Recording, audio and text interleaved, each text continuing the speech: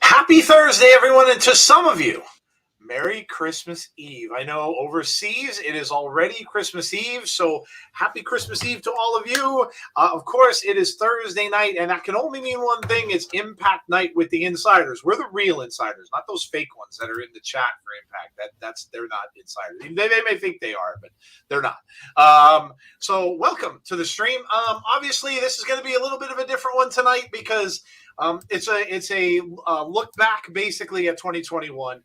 This is what Impact does. If you're not familiar, if you haven't been watching for the last year or so, they did this last year. They have awards that they talk about for the year 2021, and they do some look backs at some matches that we had. So we may get a couple of promos and stuff like that going forward. We'll see. But as always, with me is Jeff. Jeff, man, 2 days from Christmas, and wow, did this year fly by? Man, this year flew by like crazy. Yes, it did. Yeah. Yes, it did. Damn the fake insiders. I know, right? I still want credit. We need to get credit. Damn Impact. Anyway, so yeah, it's going to be a very different show, very kind of loose show tonight. We'll watch what's going on. Of course, BTI has a match from Throwback Throwdown, so that'll be fun to see. I did manage to go back and watch it. That was awesome, hilarious. Ethan Page was on it. I was like, what is this? I was surprised to see Ethan. So, but yeah, it was good. It was really good. It was fun to watch. I loved the last match with Santa and Sex Ferguson was hilarious. And yeah, it was a great show. Really good. I know Tazzy and Jeff spoke about it and mentioned how it made you laugh, and I was kind of giggling through the whole thing. It was really good. Really, really good. Really enjoyed it. So Hard to Kill has a huge card. This is on. Yeah, and it just keeps getting better. We got what is it? Gresham from ROH is putting up his title against, is it Sabin? Chris Sabin and Jonathan Gresham. Wow, what a match that's going to be. Hard to Kill is looking amazing. What a way to start off the year for them. Man, wrestling is, of course, Kyle O'Reilly showed up last night. It looks like they're building an Undisputed Era over in AEW. Apparently going to go against, it looks like they might be going up against the Young Bucks in Omega when Omega comes back, faction versus faction. WWE, of course, day one is coming closer and closer. Talking about some things that may end up happening there, maybe some surprises coming in. It's getting really good, and January is going to be a really fun month. So, and we haven't even mentioned Wrestle Kingdom. Wrestle Kingdom's coming up as well. Oh my gosh, January and Royal Rumble. Right on the heels of everything else. So January is going to be filled with a bunch of amazing wrestling things going on. So good stuff out there. And yeah, so last two Impact shows of the year. We've got this one, we've got next week, and that's it for this year. And it's been a fun year in Impact for sure. And a lot of superstars have had amazing years. So All right, so starting off, we'll just go over we'll take care of some details with the show, and then we'll talk. First of all, if you haven't already done so, please go and go onto Twitter or Instagram or Facebook, whatever. If you haven't voted in our TIGS Awards, please go and do that. We had way more turnout and votes this year than we have had so far.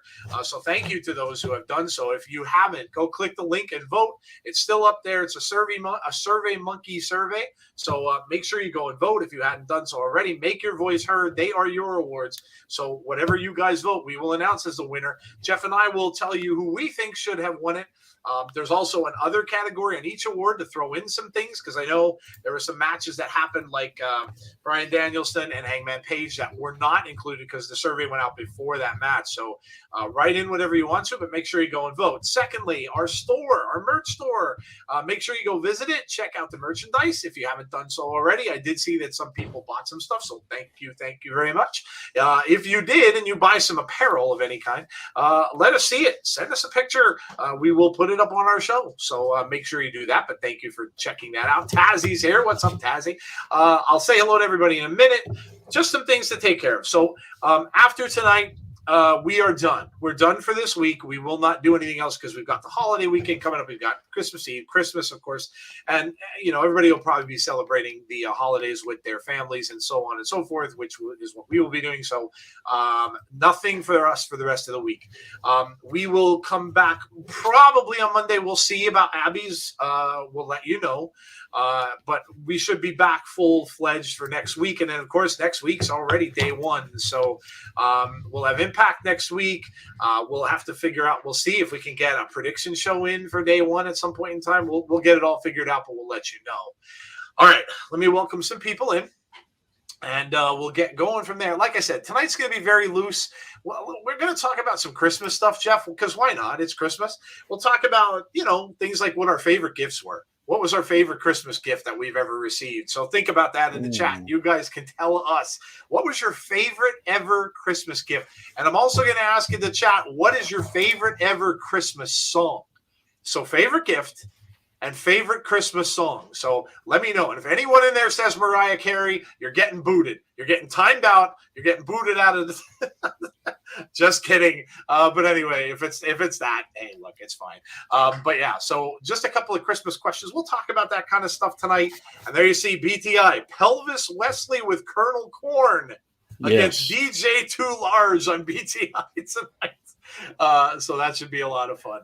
And because someone in the chat has a different opinion, I want to know everyone's opinion on this question later. We'll do this later. Yep.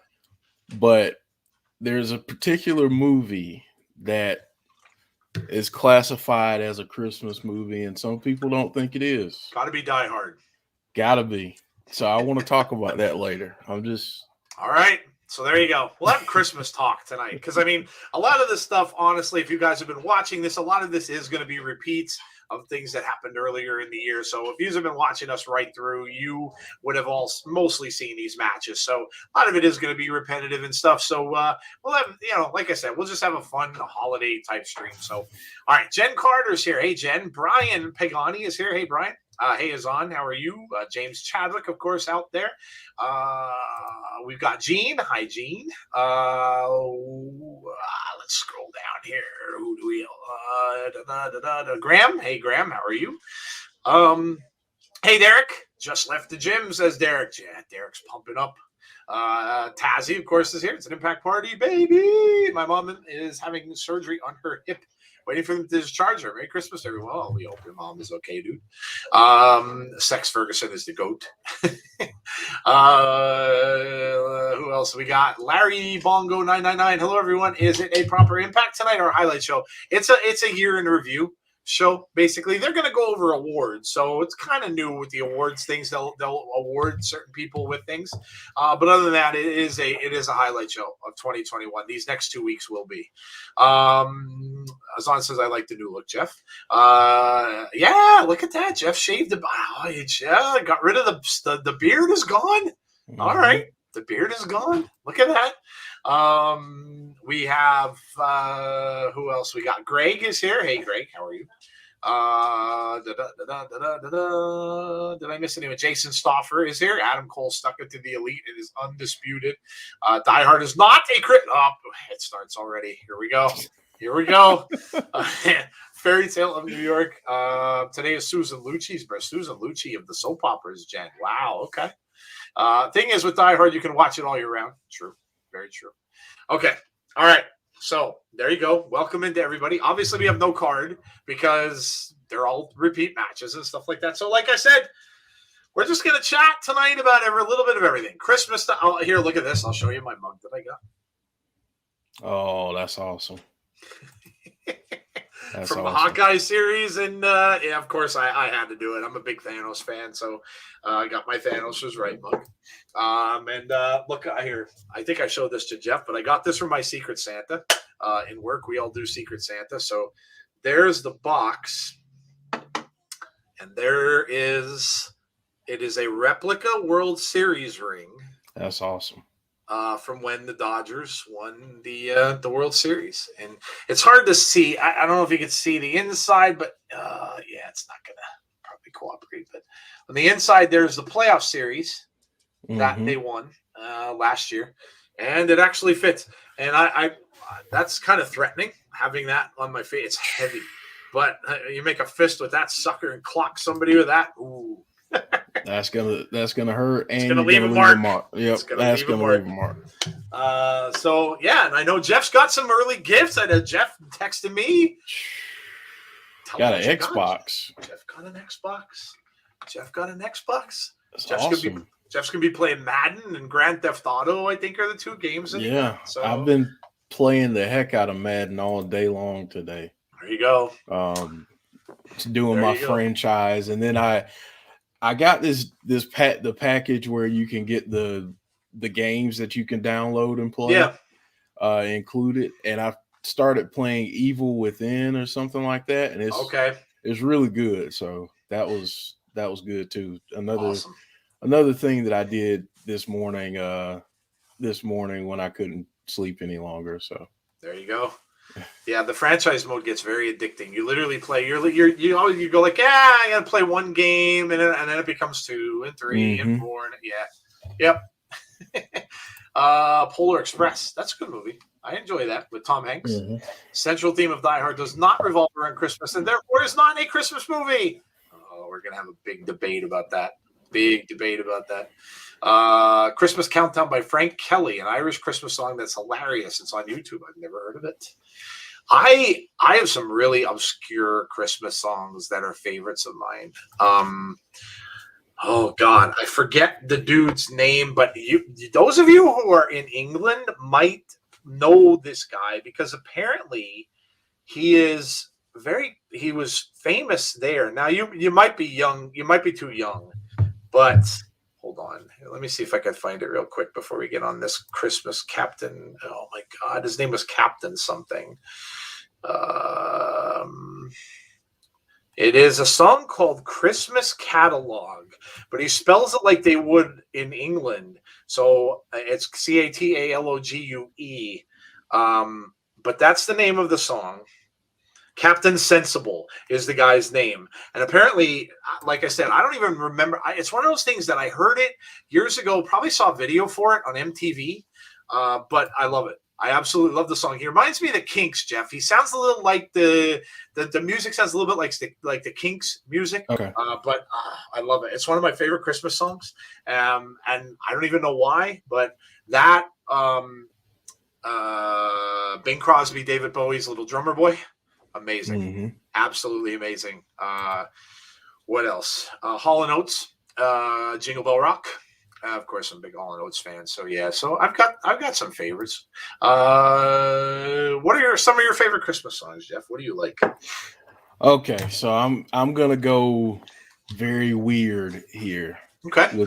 With one of them, but my all-time favorite Christmas album is by The Temptations. Nice. Okay.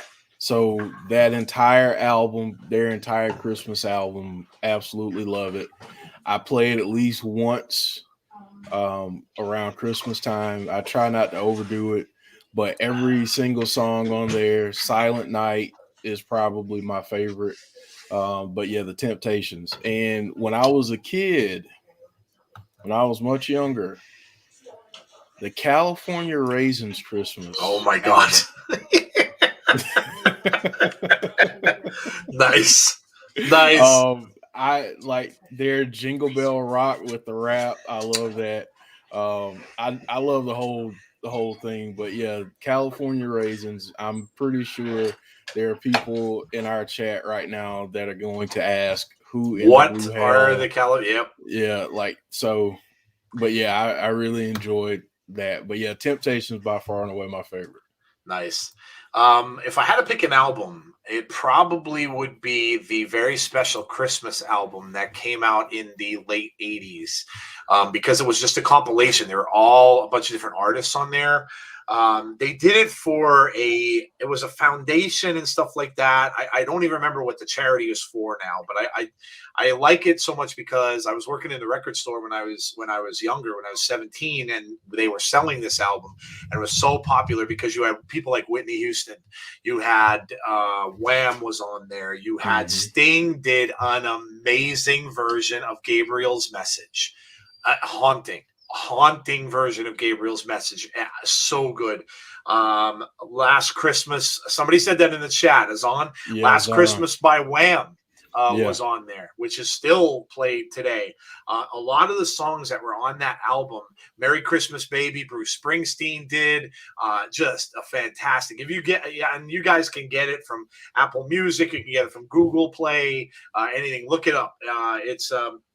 But yeah, it's absolutely, what a great compilation album. And that's probably that. And if going back to when I was a kid, the Chipmunks. Yeah. I mean, Alvin. Yeah.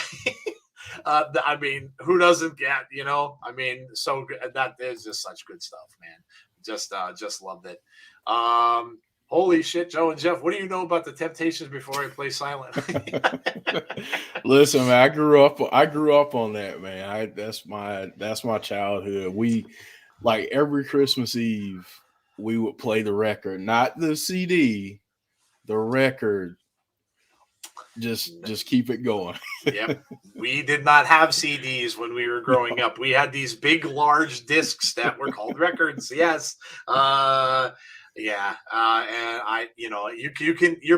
our parents had the record players, and they'd get out the Christmas albums. The Christmas albums would get moved to the front of the pile during the holiday season. It was just like anything else.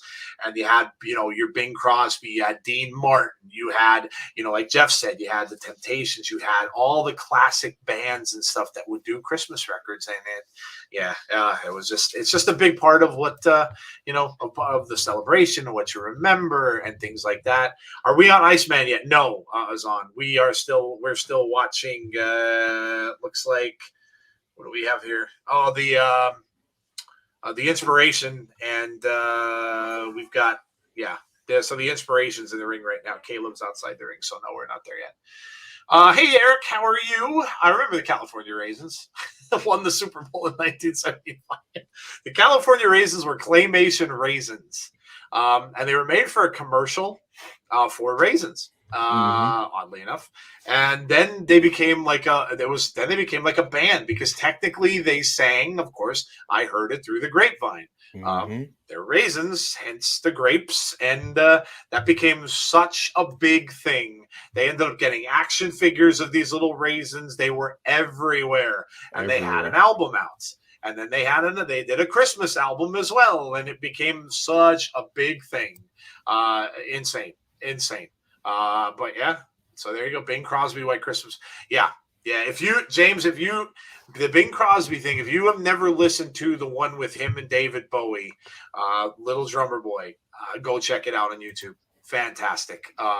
That David Bowie was so young, and now, obviously that he's passed on, as well as Bing, it means even more to watch it, to see two legends of the business singing together, which was just a fantastic version.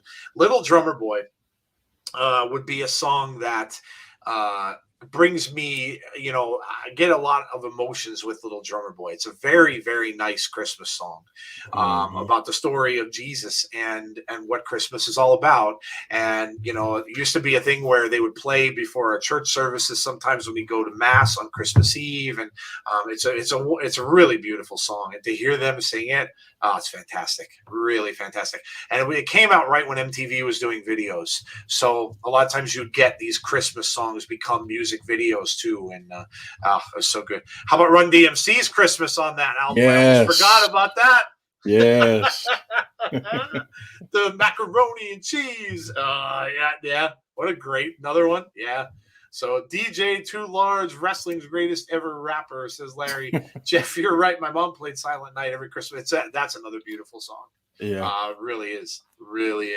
Well, that's another one when you get, you're in church and you're singing hymns and stuff like that, and you get together and sing Silent Night with the parish and stuff. It's great stuff. Great stuff. Hey, Randy, how are you? We're talking about Christmas songs. Like I said, this is going to be it's going to be a different stream because it's so close to Christmas now. And there's nothing really new tonight. Hey, look at we're seeing Taya Valkyrie's in the ring. Imagine that. Might see Taya come back to Impact. Might see her come back. That'd be awesome. I'd love it. Absolutely love it. Did you hear about John Morrison's first match back? No, what is it? AAA. Ooh. I think February 19th or something like that. And I was wondering if Taya might go back that route too. I mean, Taya can go back to AAA as well. The thing is AAA obviously works with Impact Wrestling, so why not? Why not? You can kind of get the best of both worlds. And what's cool is it's looking like now that we're seeing Gresham, it's looking like ROH is really going to work with Impact also, which is pretty exciting, for ROH fans and obviously for Impact fans too. We heard that thing about Roxy and Deonna Purrazzo, so looks like they're going to be working together too, guys. I think, and Jeff, you chime in on this too. This coming year, obviously barring any things from COVID, because God forbid, people that obviously there were wrestlers from WWE that tested positive. So, so God forbid we don't get a shutdown again. But I really think that we may end up with one of the best years in wrestling in a long time this year,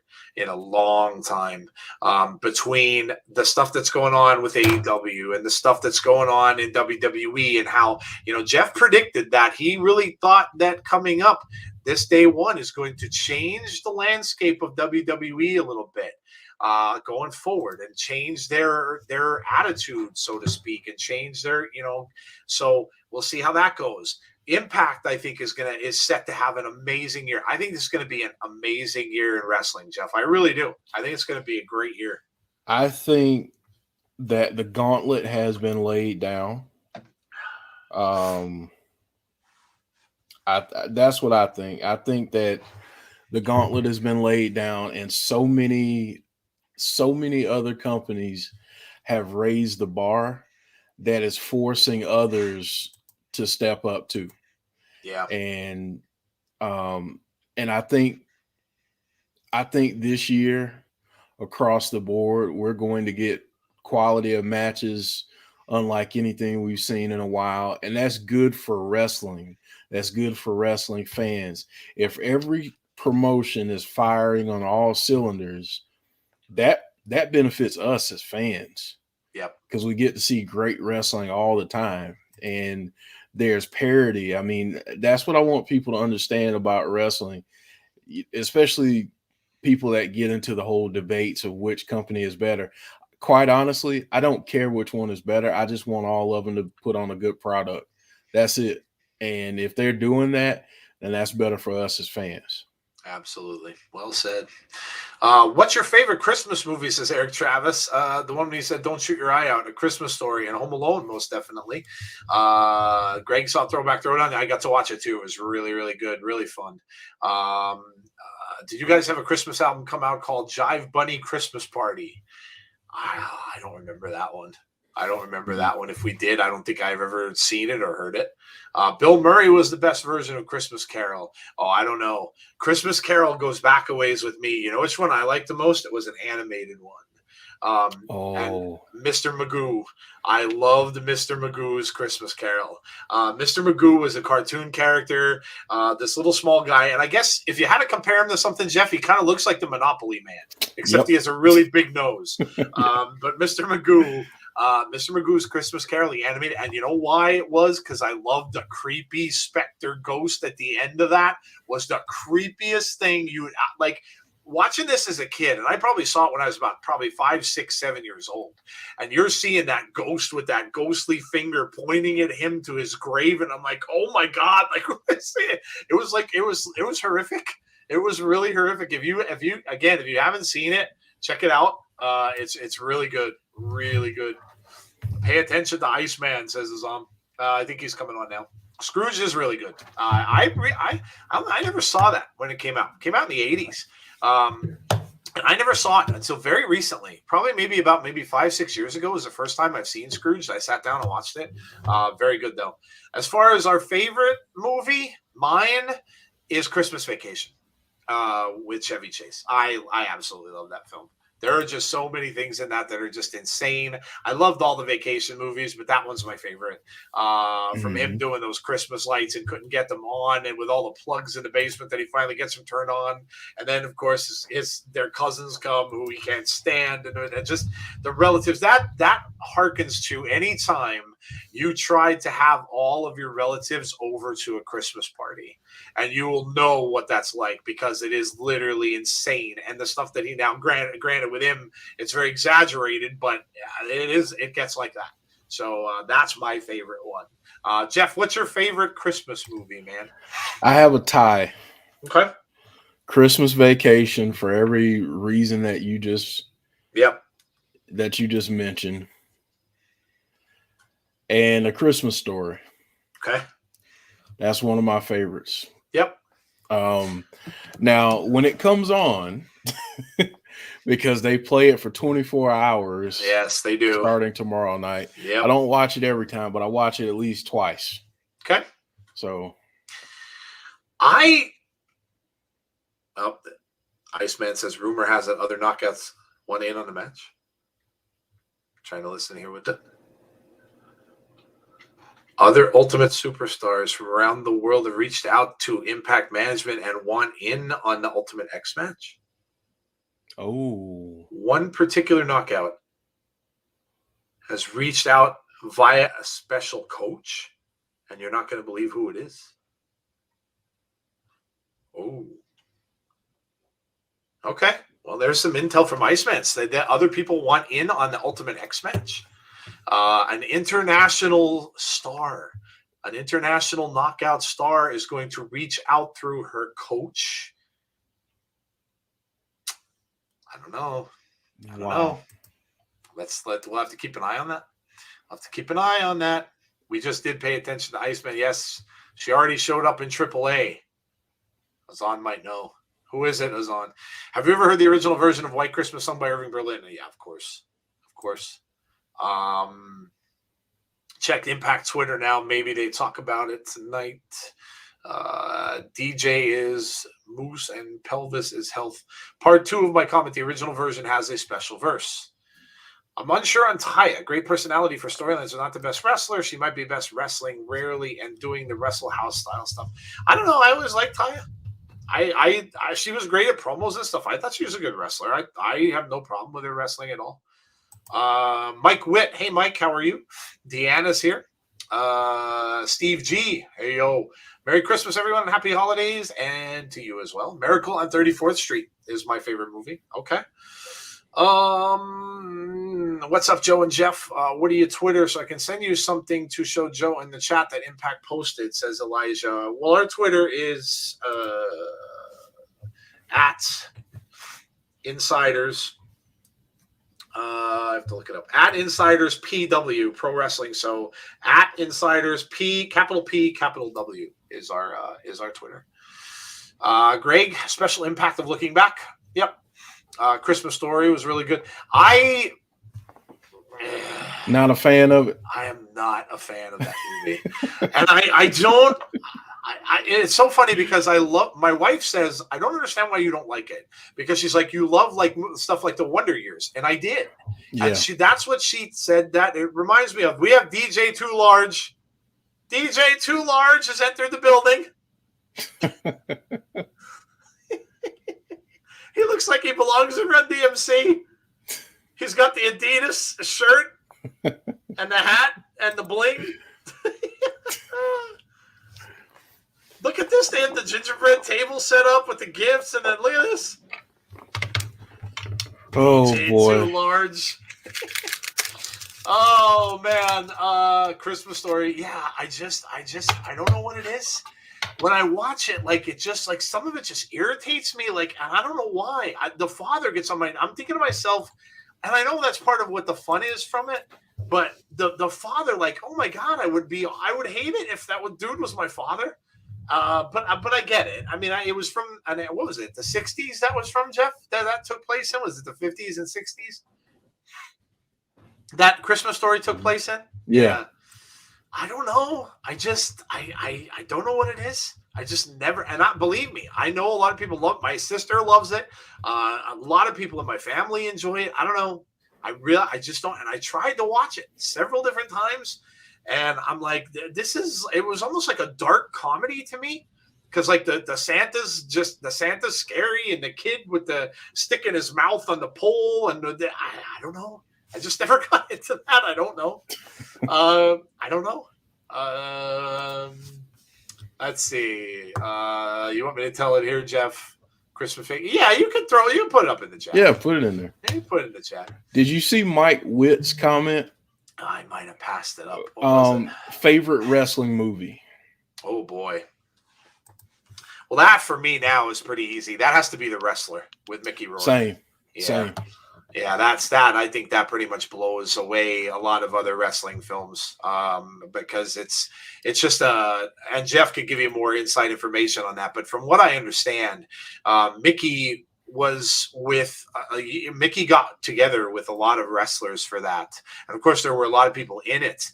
And he learned what the business was like for them, and it really showed you a lot of what happens to, he's kind of an over the hill wrestler. He's not, wrestling a lot anymore. And he's going to these small little places just to try to earn some money. And it's really a good look at probably what a lot of guys end up going through. Ernest the Cat Miller was in that film too.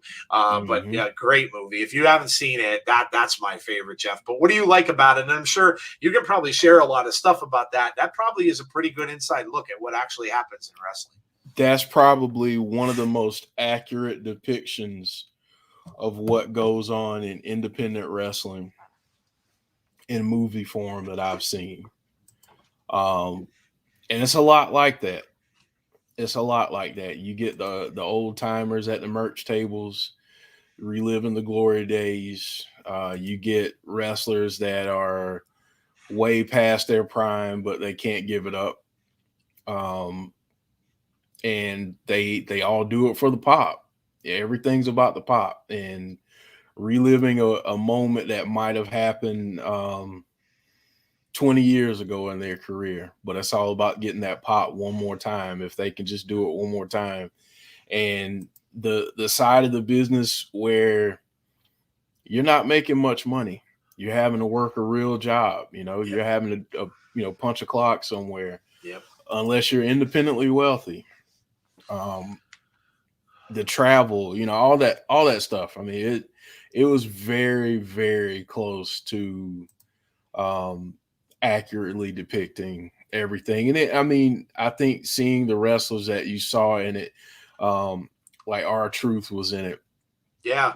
Ernest the Cat Miller. Yep. There are tons of others that I could name that were in that movie. And I think that speaks to the authenticity of how it was done. So yeah, it was that for me it's one of my favorite movies, period. Not just wrestling movies, but movies, period. Yeah, I like it too. The story behind it with him and his daughter and stuff like that, and it's just really good. It's really good. If you haven't watched it, make sure you check it out. Yeah, definitely my favorite wrestling movie, no doubt. Home Alone 1 and 2. Yeah, Home Alone's a classic. I haven't watched that in a long time. I saw that when it first came out, of course, and then it's been on a lot ever since. Yeah, they're funny. They're really, really good movies. Yeah. Hey, Conrad, how are you? Greg saying impact. Ralphie didn't shoot his eye out. an icicle fell and hurt him. I only watched National Lampoon's Christmas Vacation for the first time this year. Oh, it's so good, dude. Oh, who said that? Well, James Chadwick. Okay. Wow. Yeah, it's so good. Oh, it's one of those movies that just cracks you up. We're talking Christmas movies, says Conrad. Bad Santa. Great film. It's awesome. Yeah, great film. Home Alone first and second. Impact was recorded weeks before it was on TV, but Mid Cardona only apologized for hitting Chelsea last Friday. Oh, well. It's all part of a story, dude. For Christmas movie, It's a Wonderful Life or White Christmas. Classics. Absolute classics. Taya showed a Triple Mania last month, says it's on. Office Christmas Party is my favorite Christmas movie, says Mike. Holy cow, Jeff and Joe. Impact just announced on Twitter that we get Chris Sabin versus Jonathan Gresham. I have that on our Twitter page. I saw that little thing. Azan sent it over to me, actually, probably about earlier this afternoon, and I shared it on Twitter. So JK, yeah, that's really cool. They're working with ROH. Very cool stuff. Mm-hmm. Joe didn't like to wash her mouth out with soap part. That's a thing. If you didn't know, listen. Now I never had them. My mother never did it to me, but that was the thing when they were younger. When my parents were younger, they had some weird punishments, and washing your mouth out with soap was the thing. They used to stick the bars of soap in their mouths, and yeah, that was the thing. Like the stuff that my dad always tells me years. Did you have it done? Oh yeah. See, I never had it. I never had it done. I never got punished like that. But my dad talks about his mother used to make him kneel on corn. He used to have to kneel on corn. Mm-hmm. So imagine how painful that is. A hard corn. Now I'm not talking cooked corn, raw corn cobs that they had to kneel on it and stay there for punishments when we were kids. What was the soap thing like, dude? I never lived through that. I can't imagine that would have been fun. You had to be all over your teeth. Ugh. Yeah, I mean that, and putting Irish Springs in your mouth. I just remember like it only happened to me. It happened to me twice. It was because I was doing some work with my grandmother, and we were picking apples or something. I forget what we were picking, but we were picking apples or something, I think. And I got hit by like a little tiny branch, and I was like 5 years old or something like that. And I said, shit. Oh. And she said, what did you say? And I said, shit. And I repeated it. And she was like, that's it. Don't. Wait till we get home. So then I just remember her getting a bar, like pulling the Irish Spring out of the package, not the box, but the wrap package back in the day. And her taking it, wetting it, and saying, open your mouth. And she put it in my mouth, and it was like the worst, just the worst taste. And I can imagine. It lingered. Deanna mentioned picking your own switch. I have some stories about that too. I had to pick my own switch a couple times. Kids will never understand the punishments that we received when we were younger. No. For me, it was the paddle or the back of my father's hand, basically. With you will never get it. You'll never understand it. No. Favorite wrestling movie? Give me No Holds Barred every day. Hey, Paul, how are you? Christmas Chronicles on Netflix. I love the new one that just came out. And I think Big Dan told me about it. 8-Bit Christmas. Really enjoyed that. It was a quest for a Nintendo. So the Nintendo Entertainment System. It was a little. I was older than they were when that came out, so I was able to buy my own because I was working a job at that time. But that was like a quest gift for them to try to get because it was when the Nintendo first came out. That's a really good one. It's on HBO Max, I think, and that was actually really good. It was really good. The people who like A Christmas Story probably would like it because the guy's got a lot of inspiration from A Christmas Story, and they used a lot of it in that film. So if you haven't seen it, 8-Bit Christmas, very good. Very, very good. They Live isn't a wrestling movie. Paul Carpenter and Roddy Piper's in it. I'll give you that. And it has an amazing fight scene in it. But it is not a wrestling movie. I'll give you though, it's great. It's a great movie, classic movie. I have come here to chew bubblegum and kick ass, and I'm all out of bubblegum. Do you know that Roddy Piper wrote that? I believe it. He had that. Apparently, Roddy Piper had a notebook. Now, this was in his biography thing. That's how I know this. He had a notebook where he would write lines. So he would just write all these lines that he was thinking he was going to use maybe in a promo or something like that, was jotting ideas down. So when John Carpenter grabbed him to do this film, he showed John Carpenter his notebook. And John Carpenter saw that line and he's like, you know what? We have to use this line in the movie. So this is John Carpenter, the famous director who's done Halloween, Christine, Assault on Precinct 14, The Fog, and he's picking Roddy Piper's line and saying, "Yep, that's got to go in my film." So yeah, amazing. One of the best lines ever. And that fight scene, they redid that fight scene on a South Park episode, which is hilarious. What a great movie. Mickey Rourke's a good day. Mickey Rourke's a great actor. Absolutely. Absolutely. Little strange. And you know what? Some of the actors are a little weird personality wise. He's a little strange, but he's great actor. Absolutely. Ready to Rumble was the worst one. Good Lord. There have been some rough ones. Yes, Mike Witt, I agree. There's been some rough ones. Yeah, people are throwing out food. All right, we're going to throw out food. Let's throw out food. Let's do that because we can't miss that. We do that all the time. So let's do the food thing. But you know what we'll do? You can tell us what you had or whatever you want to do. Roast beef and cheddar melt from Arby's. Tell us what you ate today. But you know what to do too. We'll put a little Christmas theme in this as well. What's your favorite thing that you get for Christmas dinner? What is your favorite? Now I know, growing up Catholic, we had we would not eat meat on Christmas Eve. Never ate meat on Christmas Eve. So my mom would always make a fish dinner, like a seafood dinner for Christmas Eve. So let us know if you have that. What's your favorite ever meal? And I can tell you, I am not a seafood fan, Jeff, but when my mom made that Christmas Eve dinner, my mom would get haddock fillets. And she would get melted butter, and not this margarine crap that you buy today. This was the real butter that you would get, the big blocks of it.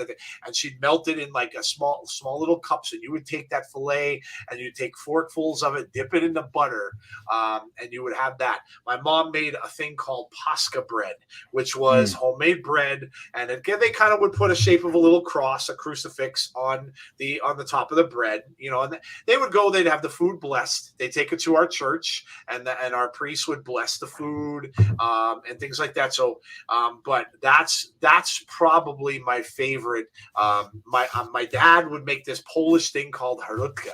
Harutka was a bunch of eggs. Basically, it was an egg ball, a big ball of eggs, but it had sugar and stuff in it. So it's kind of like a desserty kind of a thing. Sounds gross, but he put it in almost like a cheese bag. When you would make cheese, it would go in this netting. They'd keep it outside. They'd literally go outside and hang, and I guess it would have to dry out or whatever the case might be. But it sounds gross. But like the taste of it, I don't know. I don't know why it was good. It just was really good. But yeah, tell us what you had for stuff like that. What's your favorite Christmas dinner thing to eat or thing you're looking forward to the most? For me, we don't do the Christmas Eve stuff anymore because a lot of my mom's parents, my grandparents and stuff like that aren't around anymore, unfortunately. But for me, it was always my mom's homemade bread. To this day, love my mom's homemade bread. Homemade bread is very dense. And it almost has like it's not as salty as the bread you buy in stores. Got a little bit of sweet taste to it if they make it a certain way. But homemade bread for me. My mom made, now of course they make the Christmas cookies and stuff like that too, but my mom made, she'd always make papa seed and nut roll. But for me, I didn't like either one. So she'd make me an apricot roll, which was bread dough with the apricot jelly mixed in and just roll it around, a little bit of glaze on the top. So for me, it's my mom's homemade bread. And a apricot roll. So, Jeff, what were yours? What are the things you love the most about like your Christmas dinners and stuff like that? Oh man, Christmas dinner. So with my family, so it's kind of twofold. With my family, the big like we'd have a big gathering on Christmas Eve. So all of the family, my cousins and everything would be there on Christmas Eve, and it was like a potluck. So everyone would kind of chip in. We'd fry fish. We'd do hot wings. Sometimes we'd have like hot dogs. We'd do it like a barbecue or whatever. So I always enjoyed that because I could just load up on all kinds of, junk food and stuff that's bad for me and all kinds of desserts and all that stuff. But Christmas Day, the actual Christmas dinner, I always look forward to that Christmas ham. Oh yeah. Always look forward to that because it was honestly for us, Christmas dinner was almost like a second Thanksgiving in some cases. Yes. Where we'd have like, the ham, we'd have some roasted chickens, we'd have the cornbread stuffing or dressing, some people call it. Yep. Now New Year's for New Year, we'll have to talk about that because New Year's was always pork because you're supposed to eat pork on New Year's. Yes. Yes. And like in the Black community, we have pork, collard greens, and black-eyed peas. Okay. And and it's like passed down from generations. They basically say that the collard greens represent dollars and prosperity. Same thing with the black-eyed peas. But for Christmas it was like a second Thanksgiving. So I always enjoyed that. Great memories. Let us know. Let us know what are your memories, of course, of food, because we're talking about food now. James Chadwick said, I never had soap in the mouth. I just had a wooden spoon smacked across my ass. I've had that happen many, many times. Yes. I have had wooden spoons broken over my ass. Yes. Ladder match between both of you. Who wins? Jeff, no doubt. Jeff's a wrestler. Come on. It's not even close. Crack of a leather belt. Yes, my father used a leather belt very well. I saw that 8-Bit Christmas on Sky Premiere. It's really good. Yeah, it's a fun movie if you haven't seen it. Batman Returns. Oh, good call. Batman Returns is a great Christmas film. I totally agree. Totally agree. One of the few superhero movies you ever see set in the wintertime. So I dug that movie. A lot of people didn't like it. I really, you go back now and watch that now. I really like it. And he's still my favorite Batman. Keaton is. And I'm going to be excited when you see Flashpoint. He's back doing it again. Steak and ale, pie and chips. When I was a kid, I got punished by my parents for calling WCW hotline. The 99 cents a minute calls. Oh, yeah. Oh. I've done it. They took away my wrestling watching privileges for the whole summer. James Chadwick says, Batman. My favorite Christmas food is my mom's homemade lasagna. There you go. All right. How the F is Batman a Christmas movie? It took place in the wintertime, James, and there was a lot of stuff going. It's kind of like if you watch the Marvel thing, if you watch Hawkeye, the series, which the finale was phenomenal. If you watch that, kind of like that, because it takes place during the winter, the Christmas season, and you had a Christmas tree and stuff like that. So it wasn't really a Christmas movie per se, but it happened during the season. So it's a seasonal film. But that's why a lot of people, you can't come out and really say it's a Christmas film per se, but it took place in the wintertime and during Christmas. In fact, I think Alfred wishes Bruce a Merry Christmas at one point. It might be right at the end that he does. So rest in peace, Hot Rod. Yeah, Roddy Piper, one of my favorite wrestlers of all time. all the time. Chinese food buffet. Yeah, a lot of people eat Chinese food on Christmas Day, the TLD. Yeah, I've heard that. A lot of people go out for it too, as well. Chinese restaurants stay open, of course, on that day. A lot of places close. They are open, and a lot of people do go for Chinese food that day. Yeah. 92 is one of the best action movies of the 90s. This is on. Had orange chicken from Panda Express today. That sounds good. Favorite Christmas dish is deviled eggs. Love deviled eggs. Love deviled eggs. Yes, they're awesome. Or stuffing with spiked eggnog. Oh, eggnog. Eggnog is so bad for you, but it is so good. There's so many calories in a cup of eggnog, but it is so good. And now they make all different flavors of it. You can get. I always get a little carton of it. I don't like to drink a lot of it because it is really, really fattening. But I got a little carton of a pumpkin eggnog, which was tremendous, tremendous. Mark says cheese fondue for Christmas. Ooh, damn. I've only had fondue like twice in my life. I went to a really fancy fondue restaurant in New York City. My wife's niece took my wife and her and myself. And I made a complete ass of myself because I had no idea what I was doing.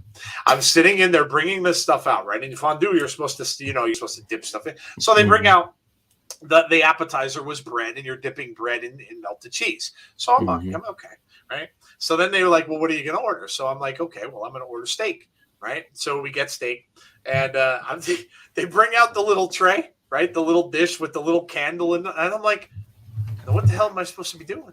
Because there's oil, right? So there's oil there, and they have the little thing with the flame on the bottom, the little fondue thing, and I'm sticking my fork, this long forks and they bring out raw meat, right? So I'm like, now what the hell am I supposed to do? Am I going to cook it over this little candle flame? It's going to take like 2 hours.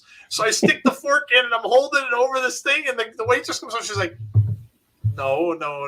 What are you doing? What are you doing? What are you doing? And I'm like, I never had fondue before. She's like, yeah, no, that's not how you do it. Like, I felt like an idiot. And there I am sitting with my wife's niece, her husband to be, who was like New York City guy, really fancy dresser, had a lot of money, and I felt like a complete moron. So fondue's great though. It's really good. Jeff teaching the culture. Yes. New Year's pork and sauerkraut. I was never a sauerkraut fan, but I know a lot of people that love it. Pig stomach. Ooh, I don't think we ever have that. We have the normal turkey and goose fat roasters, pigs in blanket stuffing, and veg. Batman's greatest catchphrase. Sorry, Boomers TV, and I quote, "I'm Batman." Yes. Talk about college football. Sprouts on your Christmas dinner, yes or no? Or oh hell no. You talking about Brussels sprouts? Yeah, my wife loves them. I'm not a fan. I love them. Do you like them? Yeah, that's an acquired taste, I think. I'm not a fan. First wrestler you ever met? Mine was Greg Gagne from the old AWA territory at a gas station when I was 8. Really nice guy. That's cool, dude. Andre the Giant was my first. I think I've told a lot of you guys about that. I was about your age then, from your story. I was about 8 years old as well. 7 or 8, was in a very small gym, and Andre was walking out of the arena, and I was standing there with my dad. My dad got us into a lot of places because he just knew people. And we were standing there where the wrestlers are coming out, and he came over, and he oftentimes does when he comes near a child or near a kid back then. He had that gigantic hand, and he would put it on your head, and that's what he did with me. And his hand engulfed my head, and then he said, and then he asked me in that French accent, and he said, how long have you watched? I can't even imitate him. He said, how long have you watched wrestling for? And then I was telling him, and he's like, oh, you're a good boy and stuff like that. And then he left, and I was like, and right at that moment, I'm thinking to myself, I'm like, Dad, do you have a pen? Do you have a pen? And of course, no one carried pens. No what? And no one carried paper. And I'm like, oh, because I could have gotten his autograph. And I was like, no. I'm like, and then I'm like, do you have a pen in the car? And I was panicking. And he's like, I don't have a pen. And he's like, just be quiet. And I'm like, oh, I'm like, just like Howard Stern would say, shut up and sit down. That's what his father would say all the time. Yeah, that was my dad. For me, it was JYD. Oh, was it Junkyard Dog? Yep. Dude, that's awesome. Where'd you meet him? Actually, he grew up like 15 minutes from where I grew up. Oh, wow. So it was just like a random thing one day. My mom was like, "Hey, you want to meet Sylvester?" I'm like, "Who the hell is Sylvester?" And she was like, "You'll know him when you see him." So she went to one of her friends' houses, and there he is. No He's just way. there, just hanging out. So I got to meet him and talk to him for like 20 minutes. That's awesome. As a kid. So that was it was pretty cool, man. It was and that's one of the reasons why I really wanted to get into wrestling even as a kid is because of meeting Junkyard Dog. Dude, that's awesome. That's awesome. I've met very few. I met Bradshaw was in a bar one night in a local near our local arena, and he bought beer. He bought a beer for every single person in the place. I met Val Venus. I bumped into him in a Circuit City, and he does. And you know what's funny? He's got that voice. Hello, ladies. Well, when he came in over and talked to me, he literally talks in that voice. And he came over and said, "Hey," he said, "Is there a Best Buy around here?" And he's talking in that voice that he has, and I'm like, "Shit!" I look right up. I'm like, "Damn, it's Val Venus." So I met him. I haven't met very many in fact, Jeff and I are going to meet Bray coming up soon. That's going to come up before we know it. That's going to be in March, so that's going to be that's going to be a really fun time. Can't wait for that. I'm really excited for that. But I haven't met very many of them. I wish I would have met more, but I've never been lucky when it comes to that stuff. Like my dad used to take us to professional football games.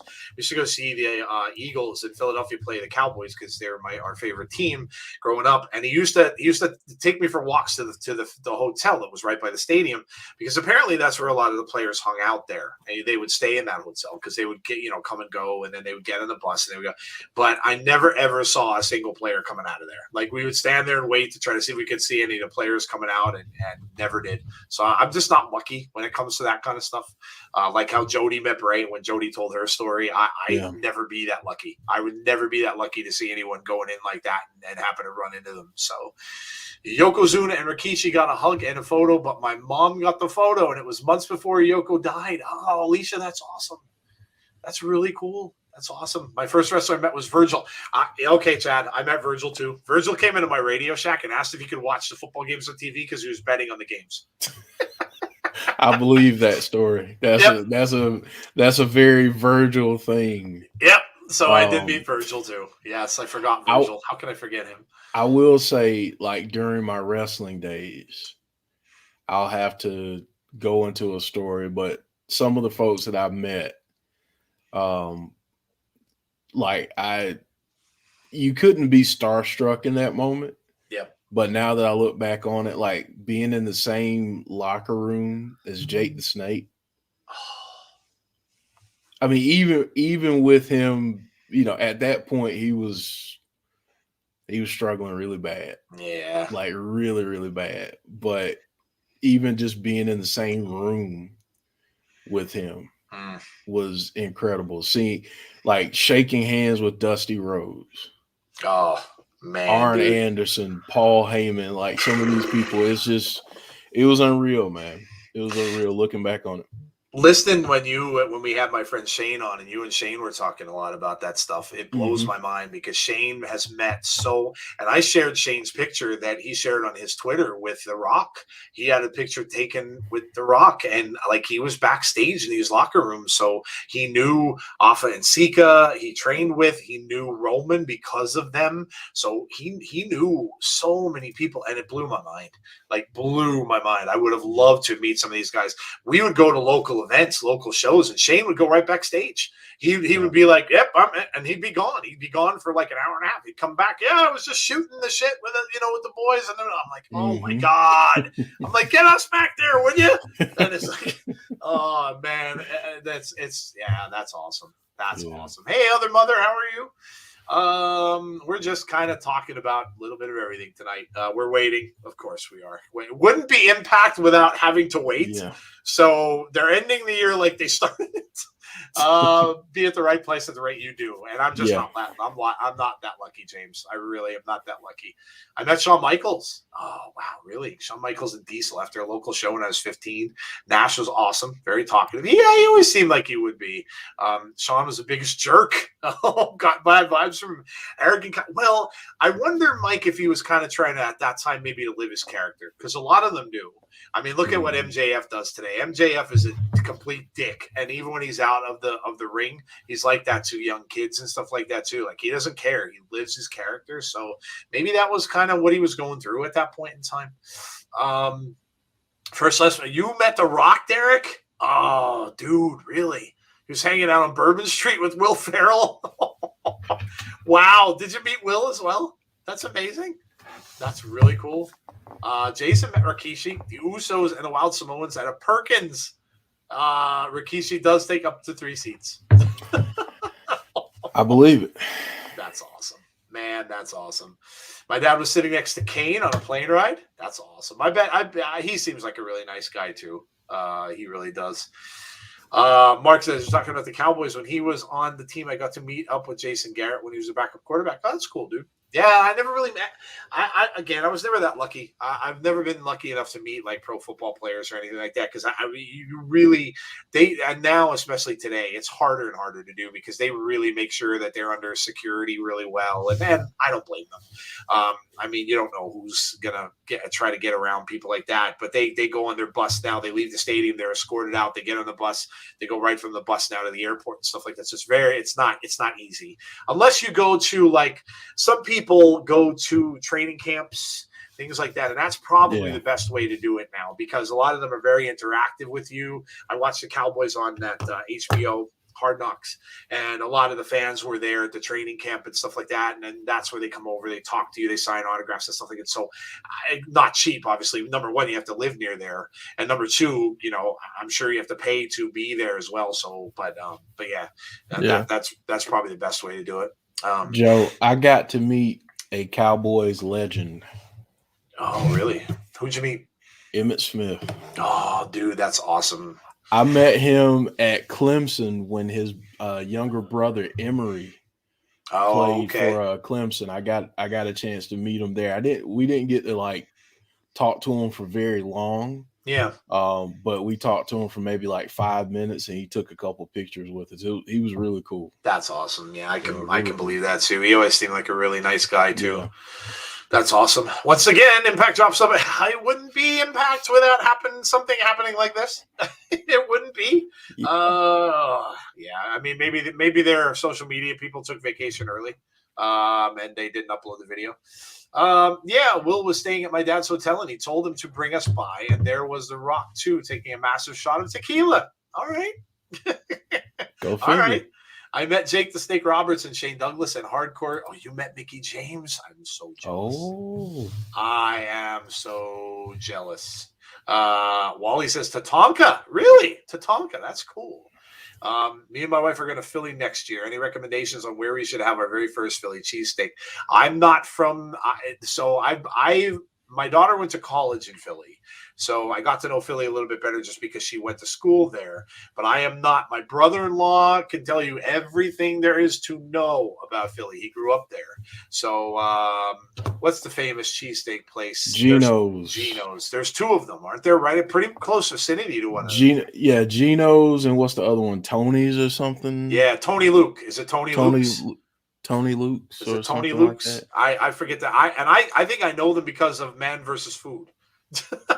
Because Man vs. Food went to them. So yeah, there you go. Go to Geno's. I've never been to any, like, the ones with the actual cheese whiz that they make and stuff like that, the actual true Philly cheesesteak. So I did, though, get to the, oh my God, what's it called? That downtown market that they have there. The street, damn it, I can't remember the name of it, but I had one of the pork sandwiches with the broccoli rabe, which that was amazing. I'd never had broccoli rabe, and I had it only because I saw it on Man vs. Food, and I went to the stand that he went to, and I had the sandwich that was there at the station. Is it the Station? I think it's called the Station. And I had that. That was amazing. So if you get a chance to go to the Station, get the pork sandwich with the broccoli raw. Fantastic. So good. I'll message you the story about me meeting Mickey James. Oh, that's cool. I'm jealous. James, I met Drew, Damian, and Edge in my dreams. My dreams. Mike says, I'll have to remember. Thanks. I'm going to Philly in January. Good luck. And it's going to probably be cold. Chad wants us to book The Rock in today's wrestling. Oh, wow. He wants us to book The Rock today. So, wow. Man, how would you book without taking into account like how famous he is, or see, that's what I want to know, Chad. Yeah. Are we saying that he's just getting into the business, or are we saying he's making a comeback? Let us know. Yeah, let us know which way, because that's hard. Because I mean, he's such a big mega star. Like, putting him back in wrestling now, maybe if he was younger and stuff like that, but still, he's such a big, huge star. So yeah, let us know. I'm going to Philly in January. Yeah, you got to watch Philly in January. It's probably going to be really cold. In the UK, we have got a new Ginster's pasty out, Philly cheesesteak. That's probably good. Probably good.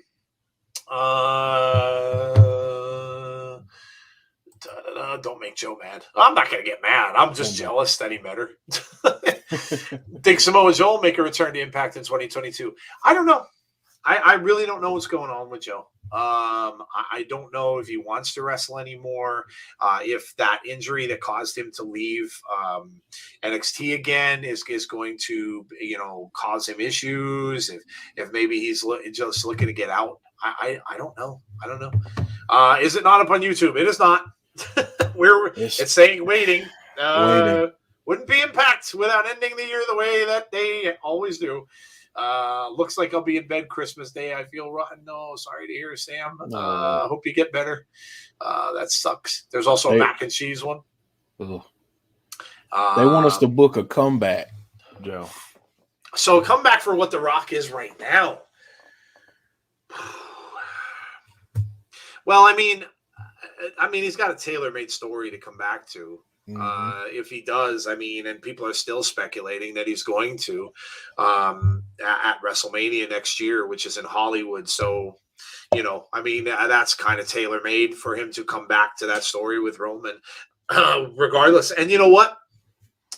Maybe it's better that Roman doesn't have the title at that point. If they're going to do that, it's probably better that he doesn't, because, of course, it wouldn't even make sense, because everybody would know. There wouldn't be any speculation as to whether or not The Rock is going to win, because they know he's not going to get the title. He's not coming back to take the title. So get the title off of Roman and then have that match. It would make all the sense in the world, because then he could wrestle for the family name and everything that who's the real chief, who is the tribal chief. And The Rock would, of course, come in at some point and appear somehow, maybe on the ramp or something like that if they're one of Roman's matches, and just come out and do one of it. I mean, the man is probably one of the best people I've ever heard on the mic. So if he comes out and just starts that, one of those monologues about, back and forth with him. And of course he's going to, it doesn't matter what and he'll give him that. So, I mean, Roman's heel character, to get a face to live up to him, which they're doing with Brock now. They're making Brock into that big face to try to live up to Roman. And I don't know. I don't even know if that's going to come close to what he's built up. So you've got to build up this mega face.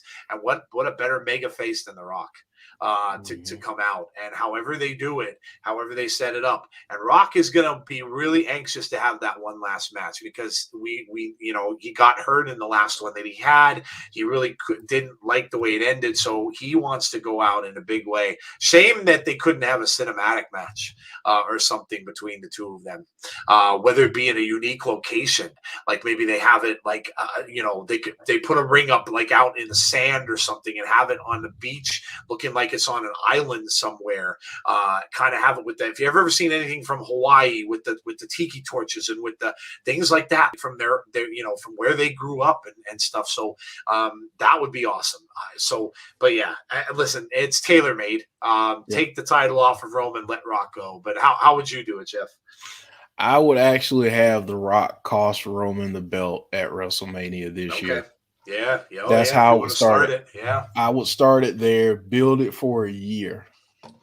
But have him come down, cost Roman the belt at WrestleMania, and then come out on SmackDown that following Friday and cut a promo on how the title went to his head.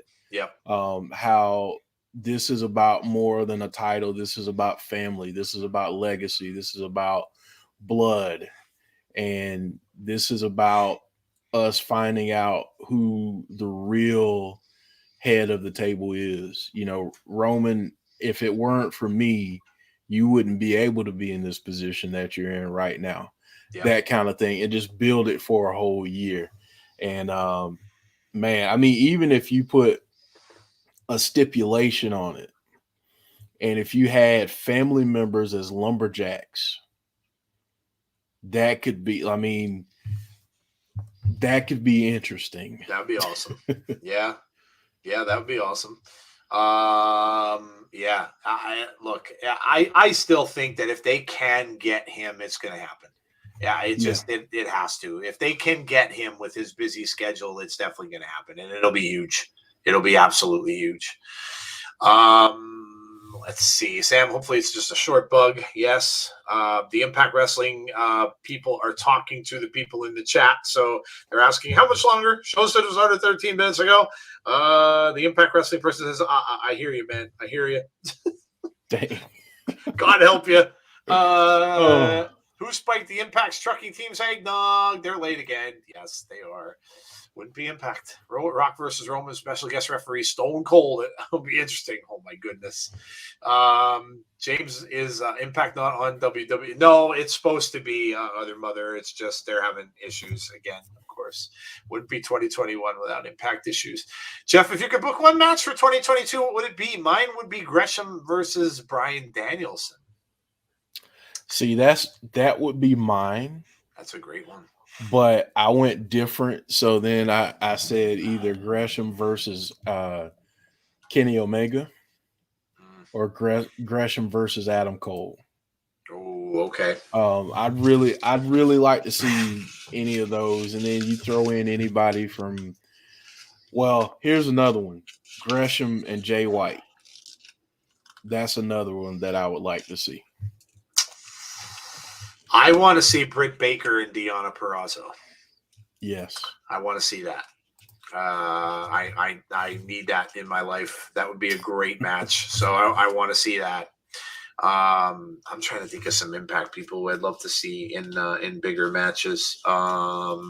Moose and Bobby Lashley. Oh, yeah. Give me some of that. Yeah. Who else? Just because it would totally confuse all of us. Morrissey versus Edge. That's true. Because we wouldn't know who was who. That's very true. I mean, obviously, when we see the stature, of course, but if the faces were up close, we wouldn't know who was who. It was like Edge was fighting himself. AJ's supposed to have, this is the dirt sheets talking, of course, so take it for what you will. But AJ's supposed to be primed for a huge year.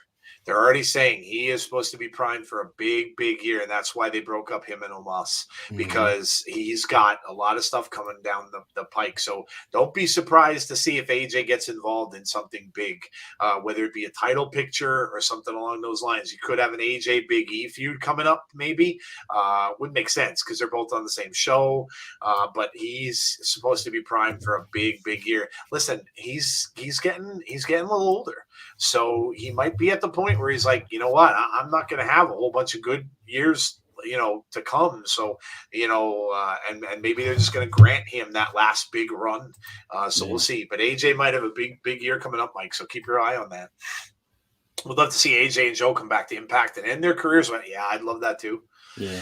I would love that too. Curry Man, come back, says Cheese Whiz. Where's Conrad when you need him? Right? I know Conrad wants that. Conrad would be behind that. Yes. Yes, he would. Gresham versus Omega or Cole. That was Jeff's answer. Boiler Room Brawl one last time. Boiler Room Brawl. Wow. We haven't seen anything like that in a while, huh? Mankind. The best Rock promo was the promo he cut on Vicky. Yes, that was classic. Jason Stauffer. That was so good. That dude, the stuff he comes up with. That guy, The Rock, has come up with such amazing promos over the years, and he's absolutely one of the best. So The Rock is fantastic, and so listen, every time you'd watch something with him, you just have to giggle. Like it's so funny, so funny. He's so good, and I'm like, they don't need the belt. I agree. This is about family. Yeah, the belt shouldn't be there. That's probably why. And like Jeff said, if they're going to take it off of him and Brock is going to finally win it, I don't think he's getting it at day one. I've said that. So if they put that off and Brock wins the Rumble and Brock takes him on at Mania, it's perfect time for him to lose it. And like Jeff said, why not have The Rock? Could you imagine the explosion if The Rock walked out? Because that'd be your main event. Mm-hmm. So if he walked out at the end and just came down and cut a little small promo, or maybe he doesn't even cut a promo, he just comes out and causes, like Jeff said, Roman to lose. Oh, that in Dallas, Texas, in front of 100 and some thousand fans, and everybody watching. Oh my God, it would blow everything up. The minute that happens, the internet will explode. I'll tell you right now. So that would be fantastic. Good evening, Cheese Whiz. What do you think about Drew's booking McIntyre? I think he'll come back around, Azan. I think they'll bring him back around to the front. He's kind of doing some mid-card stuff a little bit now, but I don't know. I think he's going to come back around. Eventually, I think if they don't take the title from Roman right away, if it goes to WrestleMania with Brock, you may see a little like a middle feud with him and Drew again. I don't know if he's set up for the title anytime soon again, but I think they'll put him back in the title picture. He's too good not to be. So I don't think he'll be doing the mid-card stuff for very long. GCW, Schlack versus Sami Callihan, says James. Think we see EC3 and his new faction and Impact. Oh, the narrative stuff. That'd be awesome too. I'm telling you, I still say that if Bray shows up, he's going to show up on that. I still say that if he shows up. Cross is confirmed, supposedly. Cross is confirmed for that, mm-hmm. Yes. And listen, you have Titan. You're going to have Cross. You have all the others that he has there already. If Bray comes in, going to be awesome. Good thing to do Saturday. How will you book this? 2022 matches that need to have happened, says Jason. The show is probably on Betamax. The Impact person is talking up the chat. We're working on YouTube on bringing more Twitch-esque options. Yeah, I guess you are. With everybody bitching that it's not on Twitch anymore, and this happens all the time. Yeah. Just heard back from the tech guy. He says, they say 5 minutes, folks. Take your bathroom breaks now and get the snacks ready. Oh, God, I'd hate to be that dude. I would not be in that chat. No. Jonathan Gresham versus Josh Alexander, says Marvin. Yeah, I'd be up for that, too. You sent the Mickey story. I'll have to check it out. Moose versus Jonah. Joe Doring versus Otis, says Sean Rousset. Hey, Sean, by the way. Britt Baker go to WWE and face Becky Lynch. AJ versus Edge, no holds barred. Oh, yeah, AJ can have a feud with Edge, too. Yeah, that'd be a good one. AJ versus Eddie Edwards. AJ and Riddle are back in NXT full-time. AJ versus Edge, my dream match for Mania this year.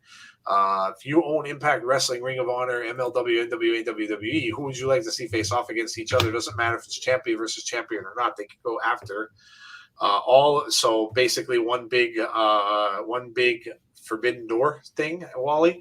Wow, that's a lot of wrestlers you got to play with there. That's a tough one. The match I want to see with that is I want to see Roman versus Hangman Page versus Moose. Champion versus champion. Triple threat. That'd be cool, wouldn't it? If they got all the champions from each faction. That'd be awesome. And then you could really book it like a Survivor Series. Let's think about that. I'm going to ask the chat this question since you guys have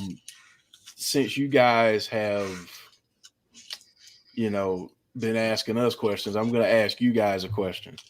Put together 3 4-person teams, one from Impact, one from WWE, one from AEW. 4-person teams from each one that will go up against each other. Wow. Could you imagine? Good old fantasy booking, man. Gotta love it. Just tweeted your insider's Twitter what Sami Callihan just tweeted. He tweeted something about Moose. Sammy's been letting Moose have it on Twitter. So let's see. What is your tweet? What's up, Gus? Hey, Gus. He wrote, Sami Callihan, second surgery complete. Holding screws from my ankle have been removed. Rebuilding has begun. Ready to put the screws to some people. Rise of the Death Machine, says Sami Callihan. All right. Oh, he has a specimen bag with the screws in it. It says biohazard on the bag. That's awesome. Well, good. That's good. Maybe we'll be seeing Sami back soon. Which night will Brock versus Roman be? You're talking about WrestleMania? Nah, it'd have to be night 2. Got to be night 2. You would think. That's gonna headline. Yeah, no doubt. That's gonna headline night 2. They might do a women's match that would headline night 1, but that would definitely highlight night 2. Johnny Bates says Kimberly, Sour Boy. Here it is, Joe. It's finally on. No, I don't have it yet. Oh, hey, there it is. Oh my God, only half an hour late. God. Way to go, Impact. Way to go. Well, it's starting, guys. Maj. Ray versus Dom. Ray retired if he loses. Braun Breaker versus Big E. Sami Callihan versus Moose. For the world champion, loser leaves Impact. A heel, Matt Cardona. Omega versus Hangman Page 6. The final chapter, like Friday the 13th. Edge versus AJ Styles. I want to see Duke Hudson versus Johnny Swinger in a casino gimmick copyright infringement match. Nice. I forgot to tell you guys, I met Marty Bell and EC3 when he was in handcuffs. Oh, no way, Chad. That's awesome. Please give me an AJ versus Edge at Mania. Britt versus Deanna. I like that. Yeah. And Camille. Ooh, that'd be cool too. I love Camille. British Invasion returns versus the Wolves.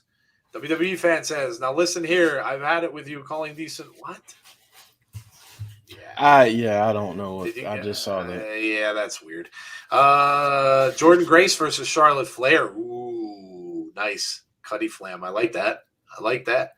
Is Gresham coming to Impact? I don't know, but he's going to be on it. He's on their pay-per-view, so who knows? We'll see. I think Impact should bring back the 6-sided ring. Always like the setup. You might be one of the only. Not one of the only. I'm sure there's people that did like it. I don't know. That always seemed kind of gimmicky to me, so I don't know if I would be a fan of it. Maybe for like a throwback kind of a thing, maybe just like temporarily, but I don't see them doing it full time. It's very hard for the wrestlers. Yeah, that's what. Yeah, it's hard to work for the wrestlers. I could see that. Heel Gable Stevenson versus face Lashley. Lashley's going babyface. I can kind of see that because, of course, he was teaming up with Big E, and it looks like Seth and KO are a team now too. So I could see that. I think we might need to get rid of this person. Yeah, goodbye. It's finally started. Yes, it did. I sent you the Mickey James story on your Facebook Messenger. Oh, okay. I'll check it out when I can. The wrestlers hated it, said James. Jeff, was the question you asked, my mind went totally blank on a second. Name a team. So put together a 4-person team from Impact, WWE, and AEW.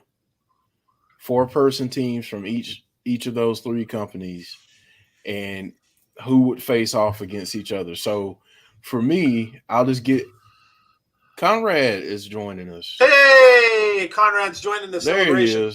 There he is. So I'm gonna ask Conrad this question because Curry Man, absolutely. Konnichiwa. That's my guy. So I'm gonna put Conrad on the spot. Oh damn, Conrad, you have to put together 3 teams, four people each team from Impact, AEW, and WWE. They're going to wrestle in a Survivor Series style match. 4 versus 4 versus 4. Oh man, that's gonna be tough.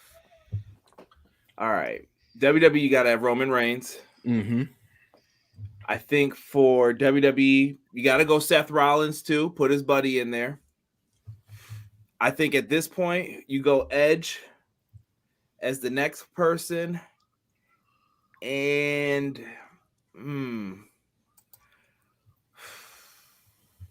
you want to go Big E or Drew? You know what? I'm going to go Big E for right now and put Big E as the 4 for WWE. Team AEW would have to be Kenny Omega, John Moxley. Oh boy. You know what? Put in the Young Bucks. Okay. I think that they've delivered on a lot of their tag team matches. That would be pretty good. Impact's team's going to be the interesting. I would go Moose.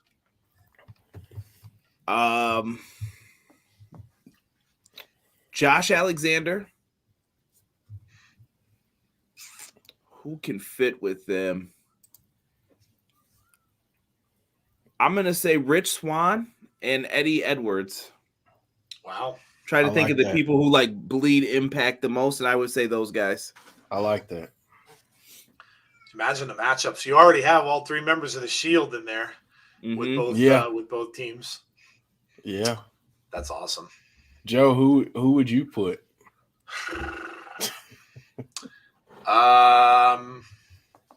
Yeah, definitely Roman. Definitely Big E.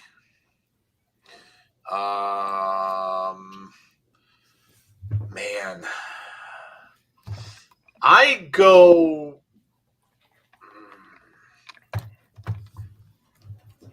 Drew, I think, and Seth. So they'd be my 4 from WWE. A-Dub.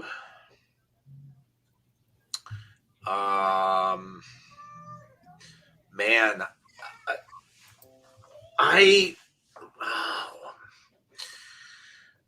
you'd have to go with Omega. I'm going to just put a little thing here that Moxley, in my world, Moxley still isn't available. So Moxley's still out. So I'm going to go with Kenny, MJF, Darby Allin, and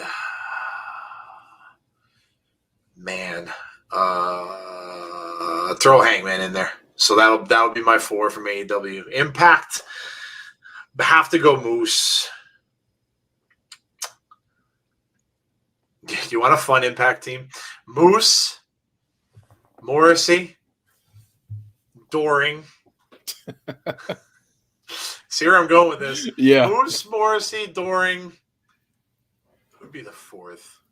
And put Cardona in there, just for the hell of it. Moose, Morrissey, Doring, and Cardona. So that's my Impact team is just a fun team, but all the giants, and then you have Cardona in there. And then you have Cardona. Yeah, then you have Cardona. Let me see who everybody else is saying here, and then Jeff, you got to give us yours. Okay. Chad's thinking of his. Moose, Swan. Larry says Moose, Swan, Jordan, Grace, and Deanna. Okay, putting the women in there. All right. Roman, Lashley, Belair, and Bailey. All right, so you're including the women on the teams. I like it. Omega, Danielson. Oh, yeah, Brian Anderson, Britt Baker, and Marco Stunt for AEW. All right. Marco Stunt's a weird call, but okay. Roman Reigns, Bobby Lashley, Drew, Sami Callihan, Tommy Dreamer, James is saying Seth Rollins versus Josh versus Brian versus Nick Aldis. Conrad is thinking of my 4 teams. Piper Niven, I'm not calling her Drew Drop versus Havoc. That'd be an awesome match.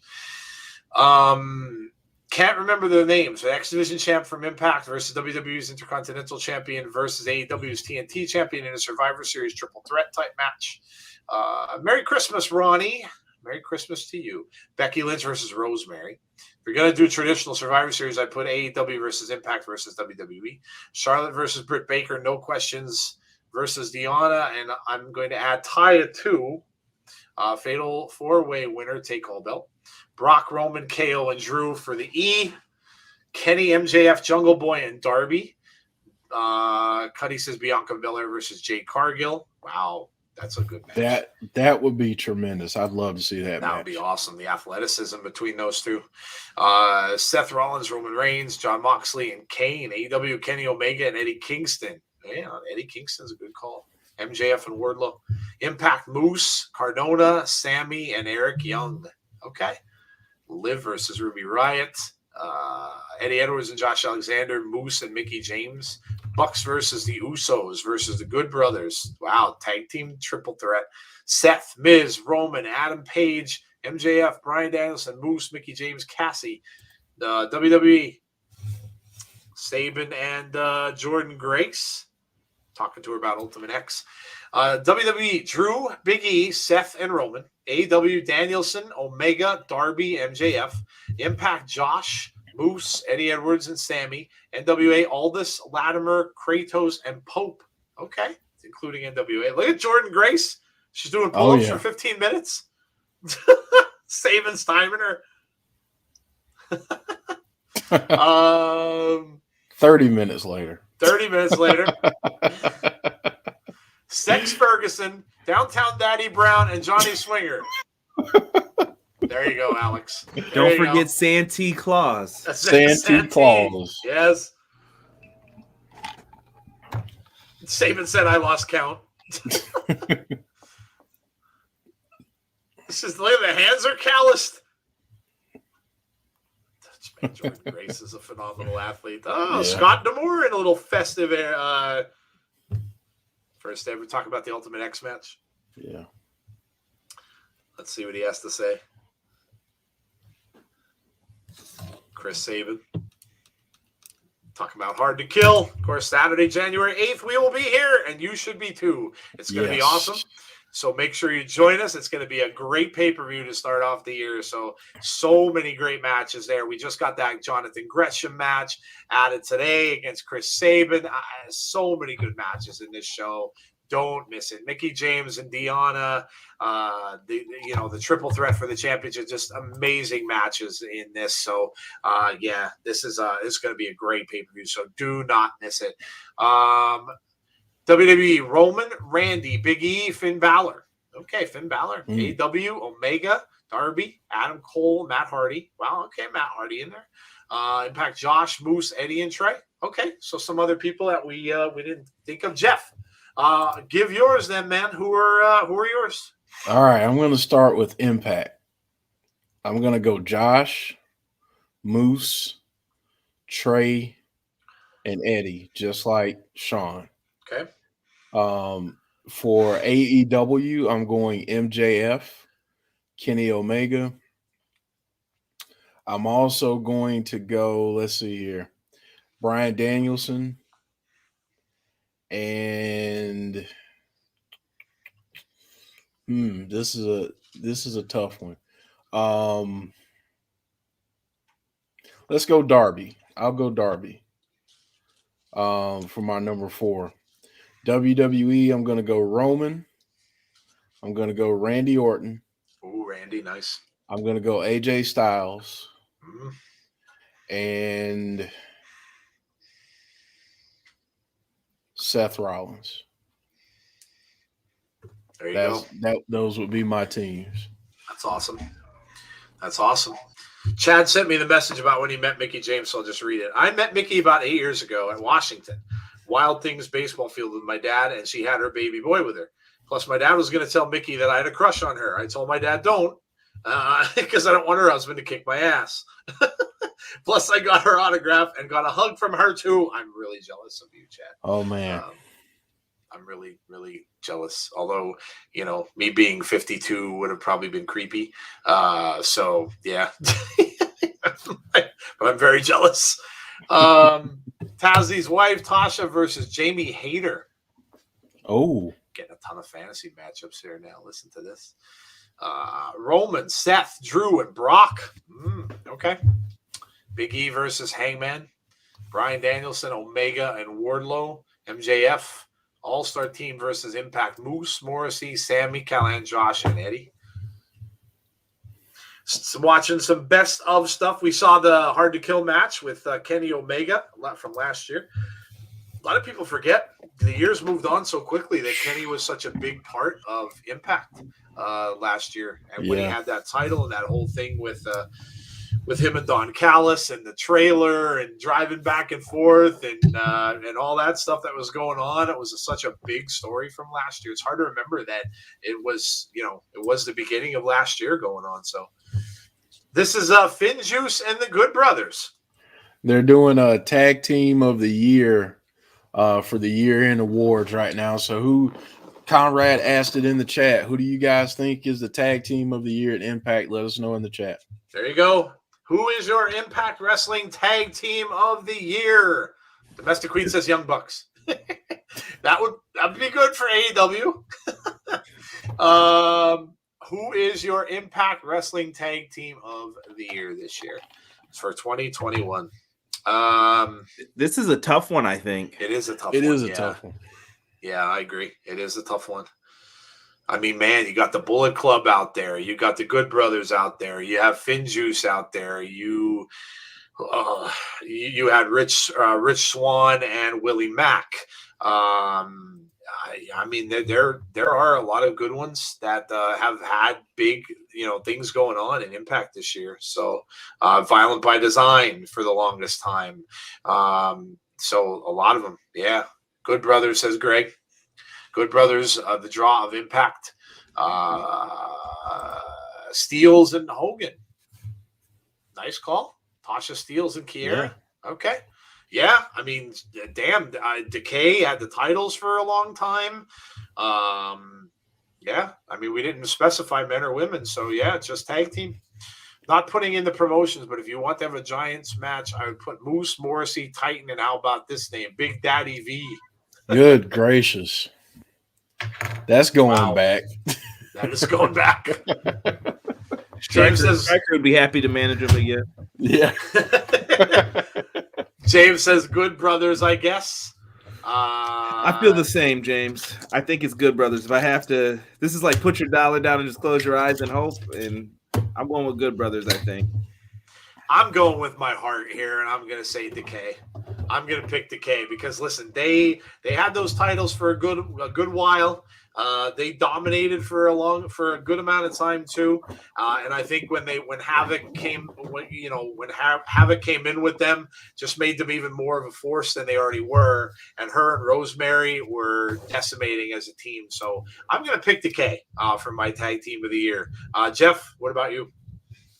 Yeah, I think I'm going to go with the Good Brothers. Okay. Fair enough.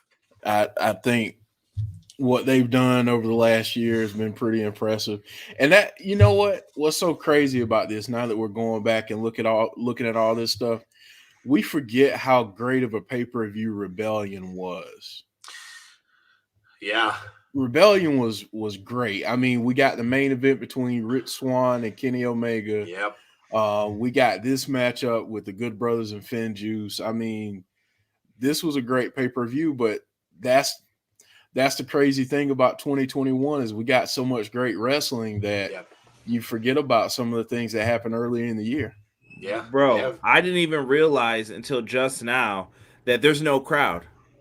For all these matches, I haven't even been paying enough attention to realize that there's no crowd because I'm watching the action in the ring. Yeah. It's funny you mentioned because, I mean, when I was putting in favorite moments for our awards, I didn't even think of that. Like, and I don't know whether I tried to put it out of my mind, but I didn't even think of that. Like, the moment that the fans came back. Of course, WWE was in WrestleMania. the moment when the fans came back to Impact for the first time. I mean, yeah, a lot of that you want to kind of put away or put out of your mind. But yeah, that was such a huge thing. The match we all won: Vince McMahon versus Tony Khan versus Scott D'Amore versus Billy Corgan in a Monsters Ball. There you go. Imagine that. Let's put all the owners in there, let them fight. Winner takes all. Vince probably wouldn't fare very well. He is kind of old, so be a little tough. Of course, he's in great shape, so who knows? Who knows? Kimberly and Brandy Lauren. See what happens when I bring up a topic, and if you own those wrestling companies, what you could do. Last Thursday, contract signing looks back, and inspiration, says Wally. Well, it was great to see the inspiration come in. They could be up for tag team of the year next year, depending on what they do this year. They came in kind of late to be considered. O'Reilly, Cole, and Fish, the best and American top team. Yeah, Kyle O'Reilly, of course, making his way to AEW last night. So yeah, it was pretty cool. Think it all leads to Adam Cole, Bobby Fish, and Kyle O'Reilly going up against Kenny Omega and the Bucks. I think that's where we're headed. Yeah, I do too. Then we'll have to see how much of a long play it's going to be and how hurt Kenny Omega is and how much he has to heal. But yeah, I agree. I think so. I think that will be the case there too.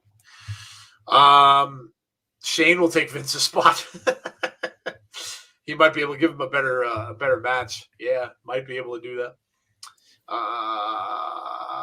So there you go. We're watching Finn Juice and the Good Brothers. Of course, this was a big feud with these two teams last year.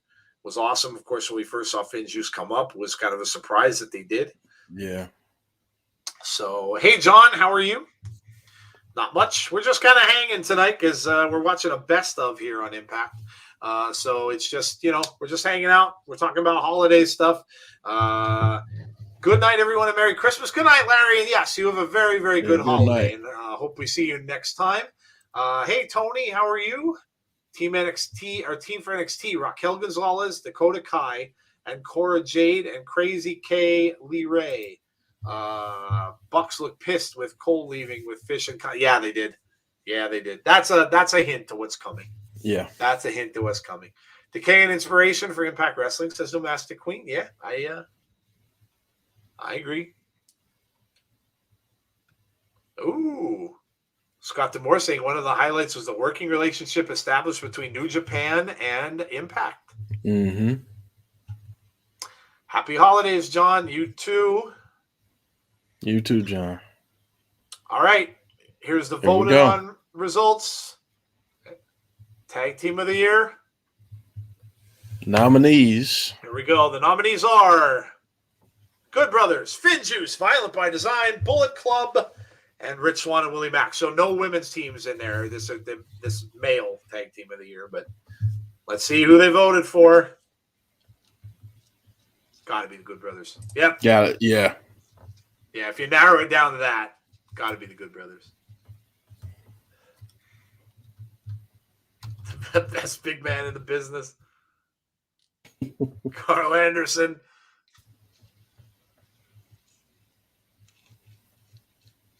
The Good Brothers. The Tag Team of the Year.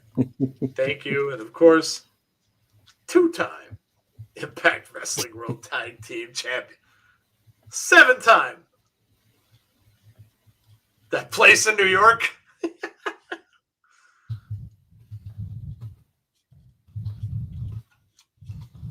Your head's going to bring the same thing.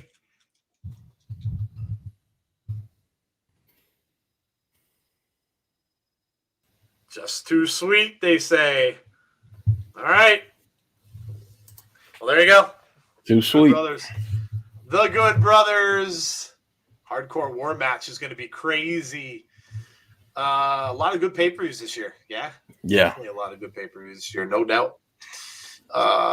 Clay Lewis. Hey, Clay. How are you? Got a karaoke machine. Merry Christmas. There you go. That's awesome. Karaoke's fun. Yeah, it is. Moose and Chelsea. All right. Well, you know what, Clay? You segued me right into it anyway. We were going to talk about this tonight anyway. Tell us in the chat what was your favorite Christmas gift ever? Ever. So you got to go back to when you were younger or maybe more recent, whatever. But tell us what your favorite Christmas gift was that you ever got. What was your favorite Christmas gift ever? We talked about this on our 80s show. What is your favorite Christmas gift ever that you ever received in your lifetime? Let us know. Throw them up in the chat. Doesn't matter what it is. This is special to you. So young, old, whatever it might be, nothing's out of the realm. If you want to talk about something you got as a kid, that's perfectly fine. Let us know. And speaking of Rich Swann and Kenny Omega, what a match this was. That is what they're showing right now. So are you shocked there's no tag title match at pay-per-view on the male side? Says it's on. I'm not really shocked. Not really shocked. They may just not have a good build-up for it yet. All right. So tell us what your favorite Christmas gift is of all time, of your whole life. What's the best gift you ever got for Christmas? I'll start, and I will go back to when I was, oh my gosh, let me think now, 8, 9, 10. I want to say I was probably 10. My dad and mom got me Star Wars, right? I'm a huge Star Wars fan. I always have been from the time I saw the movie in 1977 till now. And Kenner came out with those amazing toys. Kenner got the license for that, and they did Star Wars figures and play sets and stuff. The Death Star Kenner play set that they made was my favorite. Coming downstairs and seeing this big box, and I mean the box was huge. Wasn't the full. If you've never seen it, you can look it up. It was just like a wedge of the Death Star. They couldn't make the full one; it would have been humongous. But it had like the one. It had 4 floors. The bottom floor is a little trash compactor that had foam in it and the little creature guy, so you could stick your figures in there and squash them. And then the next floor up was the floor with the computers and stuff like that. The next floor up was the retractable bridge where Luke and Leia swung over the bridge, and also where Obi-Wan and Darth Vader dueled at the same time. And then the top floor had the big gun that shot the ships from the Death Star. So the Kenner Death Star was probably my all-time favorite Christmas gift. I was amazed that I got it because toys that size back then were not cheap. You're talking like the late 70s, and when people were making a minimum wage of about two something, maybe $2.70 some cents, possibly around there, and that thing had to cost about $100 and some. So for my parents to get me that, I was amazed because I never thought that I would get it because I knew even back then how expensive it was. So that'll probably be my favorite one. So even through my adulthood, but yeah, that's for me was my original one. Power Rangers Turbo Edition. They could transform from cars to machines. The original G.I. Joe, says John Rosado. Which one are you talking about? Which original G.I. Joes are you talking about? I had G.I. Joes when I was a young man that were like huge. They were huge G.I. Joes from like the 60s and 70s. So which one are you talking about? My aunt got me and my brother matching smoking skull belts. Oh, that's cool, Derek. Very cool. N64 because I didn't expect it. For me, the best gift I ever received is an Xbox. Can't remember the exact age, but I know it was when I was in high school. A lot of people are probably going to say video game systems. Favorite Christmas gift of all time would probably be a box of football cards and a Steelers jersey, says Chad. Well, you're a big football fan, so I can see that. Kung Fu Grip, says John Rosano. All right, guys. What were your favorite Christmas gifts all time? What was your favorite Christmas present that you ever got? In your life, all-time favorite Christmas gift? Hard one, man. I thought about this for a while, so you guys are getting put on the spot for a little bit. Nintendo Switch with Pokemon games, says Wally. Okay, yeah, video games are a big one. Either one of you could chime in if you know what it is offhand. If you want to think about it for a little while, go right ahead.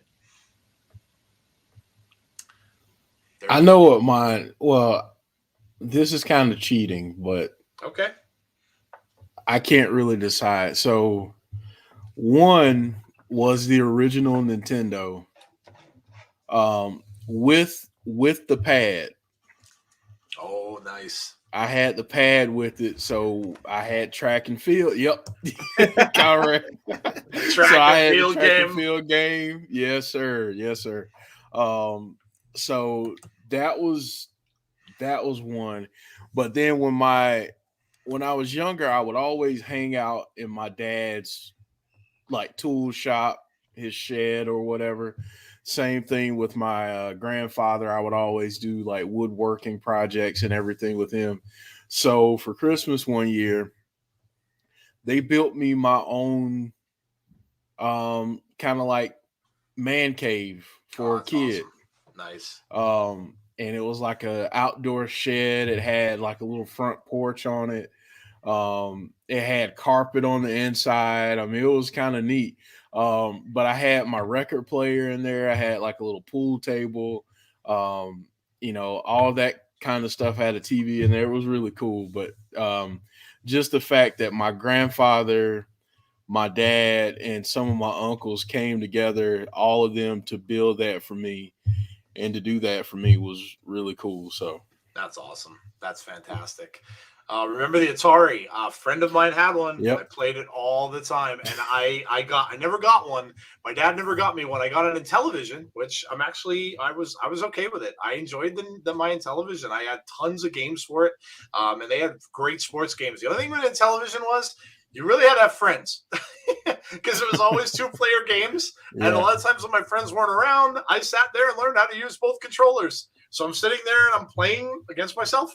They're bringing it back too, which is really a big piece of nostalgia for me. They're making a new one, and I've seen the 2D graphics and stuff that they're using from it. I cannot wait.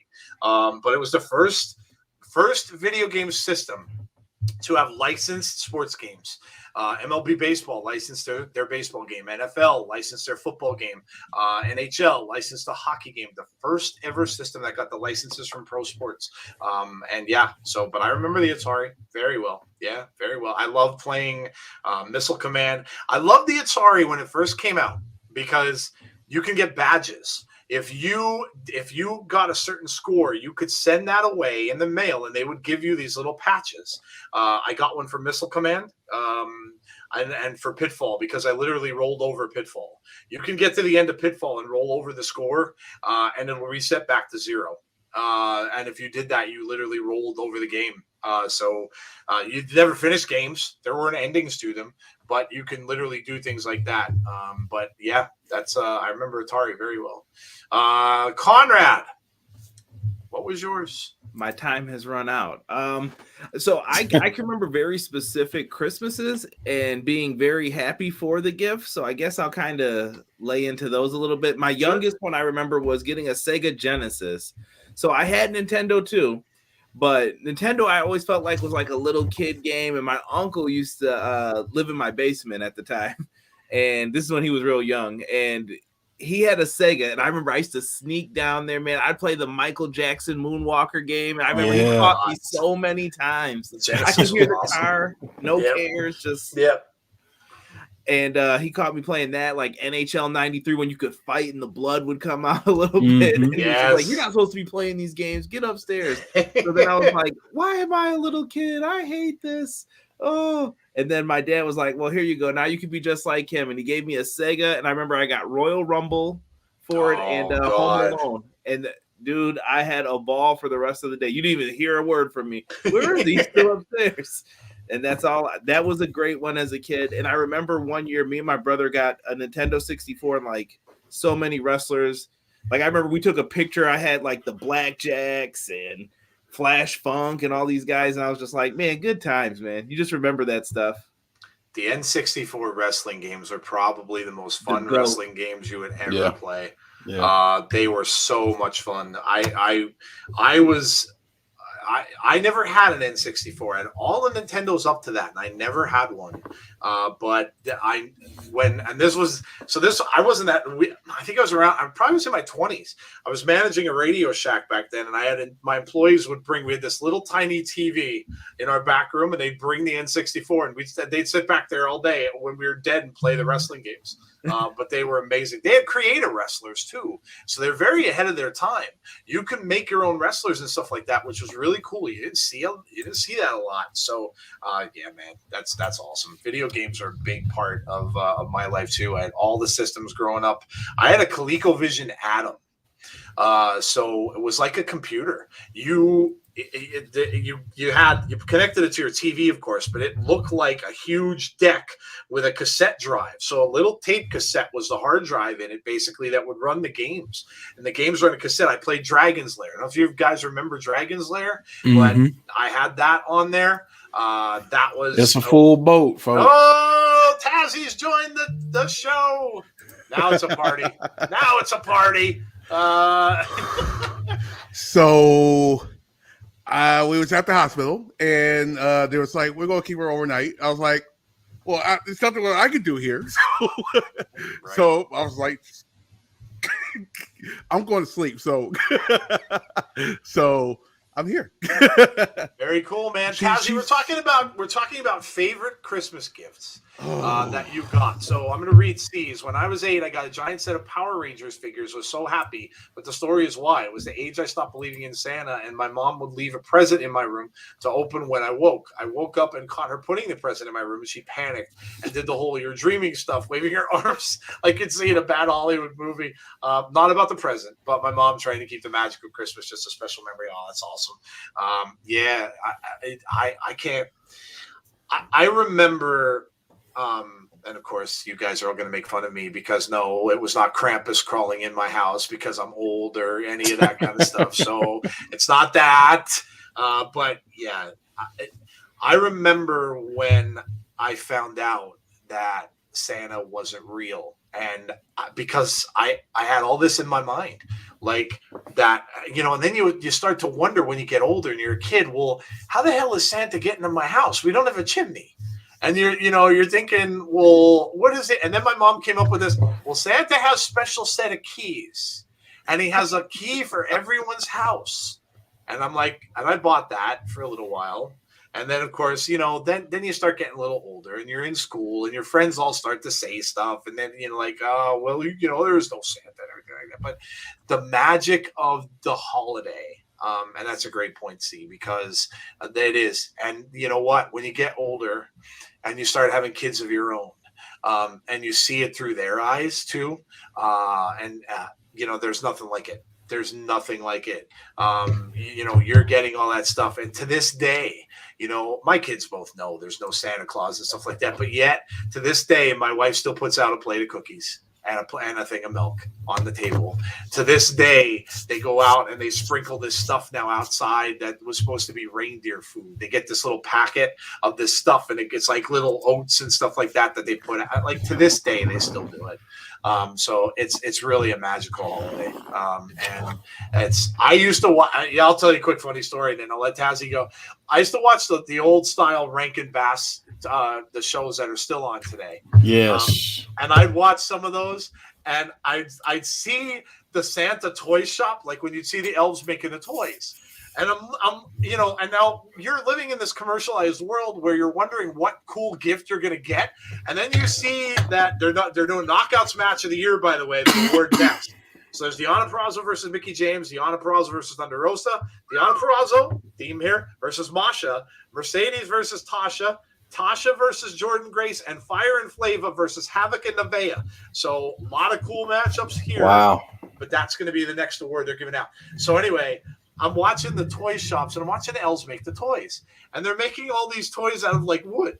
And I'm seeing, like, the wooden trains and the dolls. And they're like, and I remember saying to my mom, like, Mom, I don't want any of those. I don't want a wooden train for Christmas. And I remember getting sad because I'm thinking to myself, I don't want any of that stuff. I don't want a wooden train. I don't want wooden, like the one was they were making shoes. I'm like, I don't want shoes. Like, I don't want It was the most ridiculous thing ever because I believe the shows. I'm watching the shows and thing, and I'm like, is that Santa's what his workshop really looks like? Like, does he have all this stuff? Like, where does he get the? And then you start asking questions too. Where does he get the toys? Well, Santa goes to a special place and he gets it. Oh my God! God bless. God bless. It's such a great time of the year. Go ahead, Tazzy. Do you have a favorite all-time Christmas gift, and what was it? Oh man, I think it was 3. And I got this. It was. I guess it was put on my bed at night, and all I heard was something talking. I'm like, what is this talking? And I'm like sitting here. I'm looking in my room. there, and then I turn around in my head. There's a little teddy bear. Well, not teddy bear. It was a little bear talking. You guys remember the Teddy Ruxpin talking bear? Yes. So Teddy Ruxpin that you put the cassette in his back. Yeah. Yep. Somebody put the. And you guys don't know what a cassette is. A cassette is what you think you can rewind. I should correct myself. It's this little plastic thing that had stuff in it that you can play music from. Yes. Right. And all I remember was I saw it and I started talking. And I ran out my room. Like my mom was like, "What's wrong? What's wrong?" She was like, "It's a bear talking." And then she was like, "Look, it's just a toy." And I looked at him like, "Oh." I had a Teddy Ruxpin. Did you really? Those were awesome. Oh yeah, they were so much fun because you could put any kind of tape, it'll play. So imagine the stuff you could put in a Teddy Ruxpin, it'll just play. There was another one too that actually did the exact same thing, and I got it the year afterwards. The Big Bird one, the Big Bird, exact same thing. You put a tape in and it'll talk. I'm like sitting here, I'm looking at my mom like, why you keep on giving these things with tapes? They thought Tazzy was infatuated with talking animals. See? Hey, it could have been worse. She could have gotten you a My Buddy doll, and you would have been freaked out and thought that was going to come to life like Chucky. Oh, Conrad! Get this! I had one of those too. Yo, no lie. The black one? Yes. Yep. Yo, yeah, me too, bro. After I saw my mom made me watch Child's Play, and she told me this is what happens when you don't pick up your toys. And when I first saw him moving, I was like, "Oh my god!" Afterwards, I forgot who I was talking to on Twitter. I think it was like Johnny Gargano and Xavier Woods, and a bunch of people in the thread were talking about how they had them, and we were like posting the pictures of it. And somebody told the horrific story that they threw it out and put it in the trash after they saw Child's Play, and their parents thought that they lost it and someone must have just threw it in there. So they took it out, cleaned it, and then put it in the bed for them. For when they got in bed and the kid peeled back the covers, it was like, "Oh my god, he's in my bed!" Oh my god! Don't do that. That sounds like something my mother did to my mother. My mother was vindictive with stuff. I don't know what, like, where, and I bring this stuff up to her today, and my mom always busts me and says, "Joe, you hate clowns." Now, I don't hate them. I did when I was a kid. I don't hate them as much. I can watch it and stuff now, and I dig it. I'm not creeped out by them anymore. But my mom had this clown. This long clown doll that looked if you've seen Poltergeist, the original Poltergeist, it looked like that damn clown with the long arms and the long legs, except it was all made out of like cloth material, all the way up his legs and all the way up his arms. My mom used to put the damn thing in my bed. I'm sleeping there, and next thing I know, I look over, the damn clown's face is right next to me. I'm freaking out. She's like, "You hated clowns." Well, I guess. You think? You think I hated clowns? You put it in the bed. Like, what did you think it was going to be? And I was going to be all happy that this disgusting, ugly clown was in my bed? Oh, my God. To this day, I yell at my mom, like, what were you trying to do? Yeah, that my buddy. It's crazy because I got the Teddy Ruxpin 1 year. I got the Big Bird the second year. And then turn around, I get this my buddy doll that don't even do anything. I was like, what happened? Are we reversing? we're no longer having. Actually, I'll take that back. I rather for him not to talk. I'm the Bella.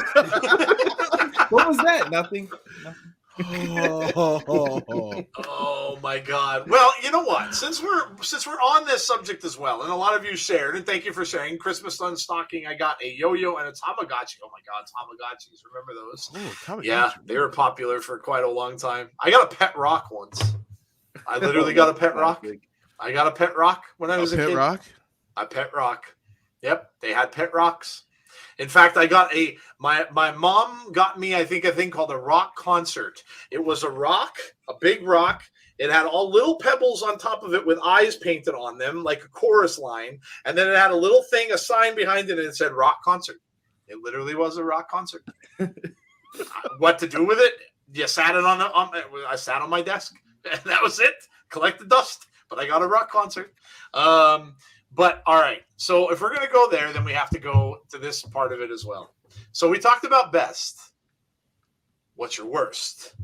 What was the worst Christmas gift you ever got? Oh, worst. I'm going to tell you right now, mine was a thing called a spirograph. Basically what this thing was, Jeff's laughing. What this thing was, when you saw the commercial for this is a perfect example of misleading advertisements. You saw this thing on TV and it looked as cool as anything. It had all these like geometrical shapes, and you get these pens. So they were just normal pens, but all these cool different colors. And you were supposed to take these pens, and it made it look so simple. You put this thing inside of a circle, and you put the pen in it, and you just go like this, and it makes these wonderful, colorful designs and all this kind of stuff. That friggin' thing, I could never get it to work. Ever. I put the things inside the thing, I'd get the pens, and it drew all over the place. It never worked right. And then I'm watching the thing, and I'm like, what am I doing wrong? I'm reading all the instructions, and I'm trying to. And then I got so mad at that thing, I took the shapes and I snapped them all, and I threw the pens away. It was the worst gift I ever. Whoever bought me that, I hate it. I absolutely hated it. It was the worst gift I ever had because I couldn't ever get it to work. The damn thing never worked. It was horrible. It was like my sister when she got an easy bake oven. That was another one. Oh, you're going to make these cakes and stuff like that. Dude, you can have those things under that light bulb for half a day and they don't bake. So don't tell me it's an easy bake oven because the crap never bakes. It sits in the oven and never there. You're trying to cook with a bulb. It's not going to bake. It never bakes. So horrible. But anyway, that was my worst gift ever. So guys, go ahead, chime in. What was your worst gift ever? Whoever wants to start, go right ahead. And you guys in the chat, you can do it too. Oh man, here's something funny. So I got anybody remember the Jaguars? That Jaguar game system? Oh yeah. God, I didn't think about it until you just said that. Wow, yeah, that's a blast from the past. Here's something crazy. I got it when it was like not good. So this is when PlayStation came out. So I was excited because I know I'm like my godparents was like, oh yeah, they're gonna give me the PS5. I mean the PlayStation, the original PlayStation. Yes, there was the original PlayStation back then. All I know was I'm with the gift, and I was like, a Jaguar. So I'm like sitting here like, no PlayStation? And I was like, trying to keep quiet. I'm like, hey, I got a Jaguar. I'm like, what is this? Got a Jaguar. It's a Jaguar. But I'll kid you not, I played it because I'm like, hey, sometimes you gotta be like, okay, it's a gift, and they thought you wanted it because it was a game system. But dude, I wanted the PlayStation so bad. And it was like, the funny part, I got the year afterwards, which was more funnier. But oh my God, a Jaguar? It's a Jaguar. I remember that system. Yeah, I remember that system. We got another match. It looks like it is going to be Trey Miguel and Macklin at Hard to Kill. So another match set up. Hard to Kill. What are we seeing here?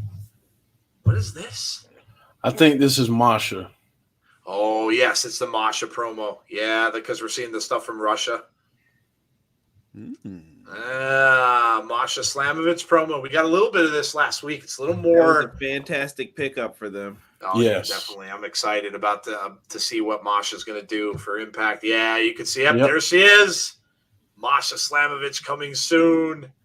Let's see if they announce an award here, and then we'll get to Conrad and Jeff's worst gifts. My niece, we got my niece an Xbox and took the Xbox out of the box and hit it. Oh, that's horrible. That's really horrible. I've known people that have done that. Wow.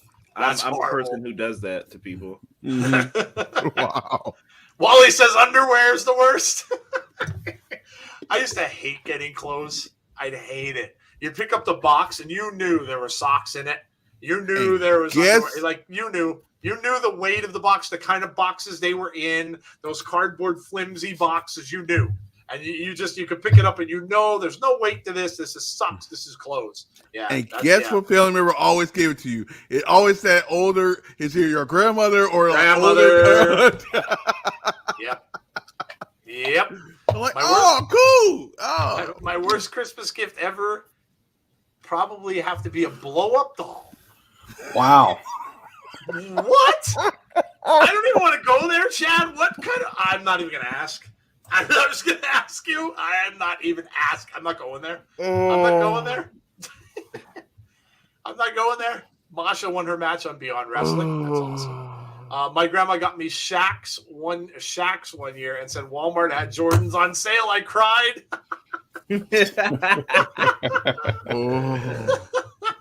Arcade Shuttles were Shaquille O'Neal's. I like that they put a smattering of news in the best of shows. Yeah, you get little tiny promos that they're doing. Yeah, absolutely. I don't mind clothes for Christmas. No, I mean, Gus, listen, it was practical. I mean, I'm talking when you're. I don't mind it now, obviously, because that's obviously what are you going to get.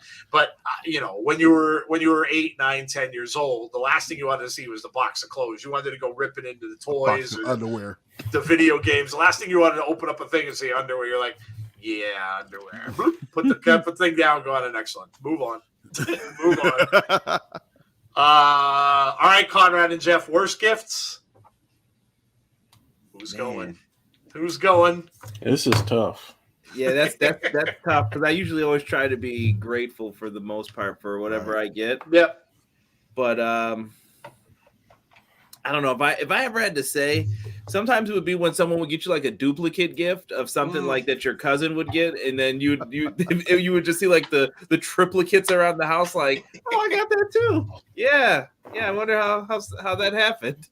And sometimes it's just something that like I'm not into at all, and I'd just be like, oh, thanks. But then you're like, yeah. I'll make sure to use that later. It was always stupid stuff like a little card game or something that I'm like, I'm too old for this. Like I know this stuff already. Why'd you buy me this? But it's the thought that counts. So you're still like, oh, thank you. Yeah. You just be polite about it. Yeah. You're always gonna get the things that are like, yeah, thanks, and you move on. But yeah, definitely. All right, Jeff, did you think of one? Oh yeah. Okay. So back in the day with movies, it's not like it is now where a movie's out in theaters and then 3 weeks later it's on streaming services. Right. Took a while. Took a while to come out on VHS, Yeah, so months and months. Yeah, 6 months. So Christmas of 1988. Oh. I got a My Buddy doll. It was cool. It was great. I had no siblings growing up, so it was my buddy for real. We were tight. And then my cousins decided they want to show me this movie called Child's Play. A few months later. I think it was around the summertime when it finally came out on VHS. And I put that thing in my parents' closet and I never touched it again. My mom throw it in the garbage and just get rid of it and get it out of the house. I told my mom, I was like, you know what? I'm done. I'm not playing with that thing anymore. I said, I don't want to see it. If I see it, I'm going to stay with grandma and grandpa. So that was the end of it. That was the end of it. And I say it was the worst because like I always appreciate what people get from me, but my parents basically spent money on something that didn't last me very long because I just refused to play with it. Gus, go to YouTube and type in My Buddy and look up the commercials for it. It's where they got the idea for Chucky from. Yeah. Without a doubt. It's an actual doll that they made for the way, where did any of you get any of the really and I'll ask the chat. Did any of you get those? Because every year, and this probably started with Cabbage Patch dolls back in my day, but every year you have that gift that everyone wants, and they fly off the shelves. You had Tickle Me Elmo one year.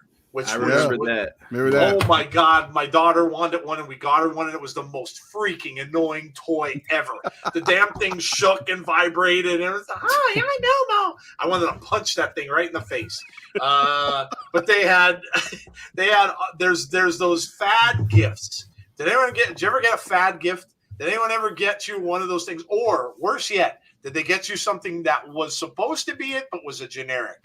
And what I'm talking about by that is, and we talked about this on my 80s show too, because you can bring up your wish list for Christmas gifts, right? And growing up, we had the Sears catalog. The Sears catalog was the big thing you'd wait to get in the mail. Yes. Mailmen probably hated it because they had to deliver that damn heavy ass thing to every household in their route. And they probably broke their backs carrying those damn catalogs to people's houses because they were huge. And Sears, of course, department store, they sold everything. And you'd get that Christmas one, and that you wanted to tear into that because you saw the cool toys that were coming out. That's where you picked your list out from and stuff like that. And then Sears decided to, well, you know what? And I'll just compare it to this. The one year I wanted an electronic game called Simon. Simon was this round game that had the 4 colors on it, and you had to follow that. They'd play these little musical things, and you played it, and you had to follow the notes and get them right, and it would go faster and faster and faster to make it harder to do. I wanted a Simon in the worst way. So I tell my mom, I want a Simon. Well, Simon was very popular. So apparently they couldn't get a Simon. So my mom decides, well, there's always in the Sears catalog these generic Sears brand games, right? So they'd have the Simon, and then they'd have the Sears thing that might have been called they'd name it something else. They'd call it something completely different. It'd be a Sears Mon or something like that. So whatever. Well, she gets me, and I'm all excited. I'm thinking I'm getting a Simon. Now, of course, my next door neighbor, my best friend, got a Simon. Right? Her parents had tons of money and she got a lot of really cool gifts. So I was always jealous of her anyway. But so I'm thinking, where's my Simon? I'm looking for the box to see what it looked like because I remember seeing the boxes. And I end up getting, so she gives me the box. I'm thinking, yeah, this can't be Simon because it's way too small. And I'm like, so I open it up, I tear into it, and I'm like, and I look at the Sears box. And then first of all, it has the wrong colors. So it's orange, green, yellow, and pink. And it's this little tiny thing, like a little stop sign that looks like a little hexagon. Wasn't even that big. It took one 9-volt battery, which, by the way, that sucked too. If you ever got presents during Christmas and you didn't get the damn batteries, sucked.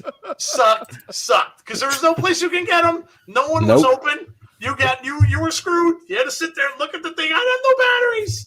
So this had a battery in it, which Sears always did that very well. They gave you a battery. So there was a little square 9-volt battery. You put the battery in it. And then I'm playing. I turn it on. And I hear this burp, burp, burp, burp, burp, burp. And I'm like, this is the worst thing ever. And I looked at my mom. And I'm like, Mom, this isn't Simon. And she's like, I couldn't get a Simon. Like,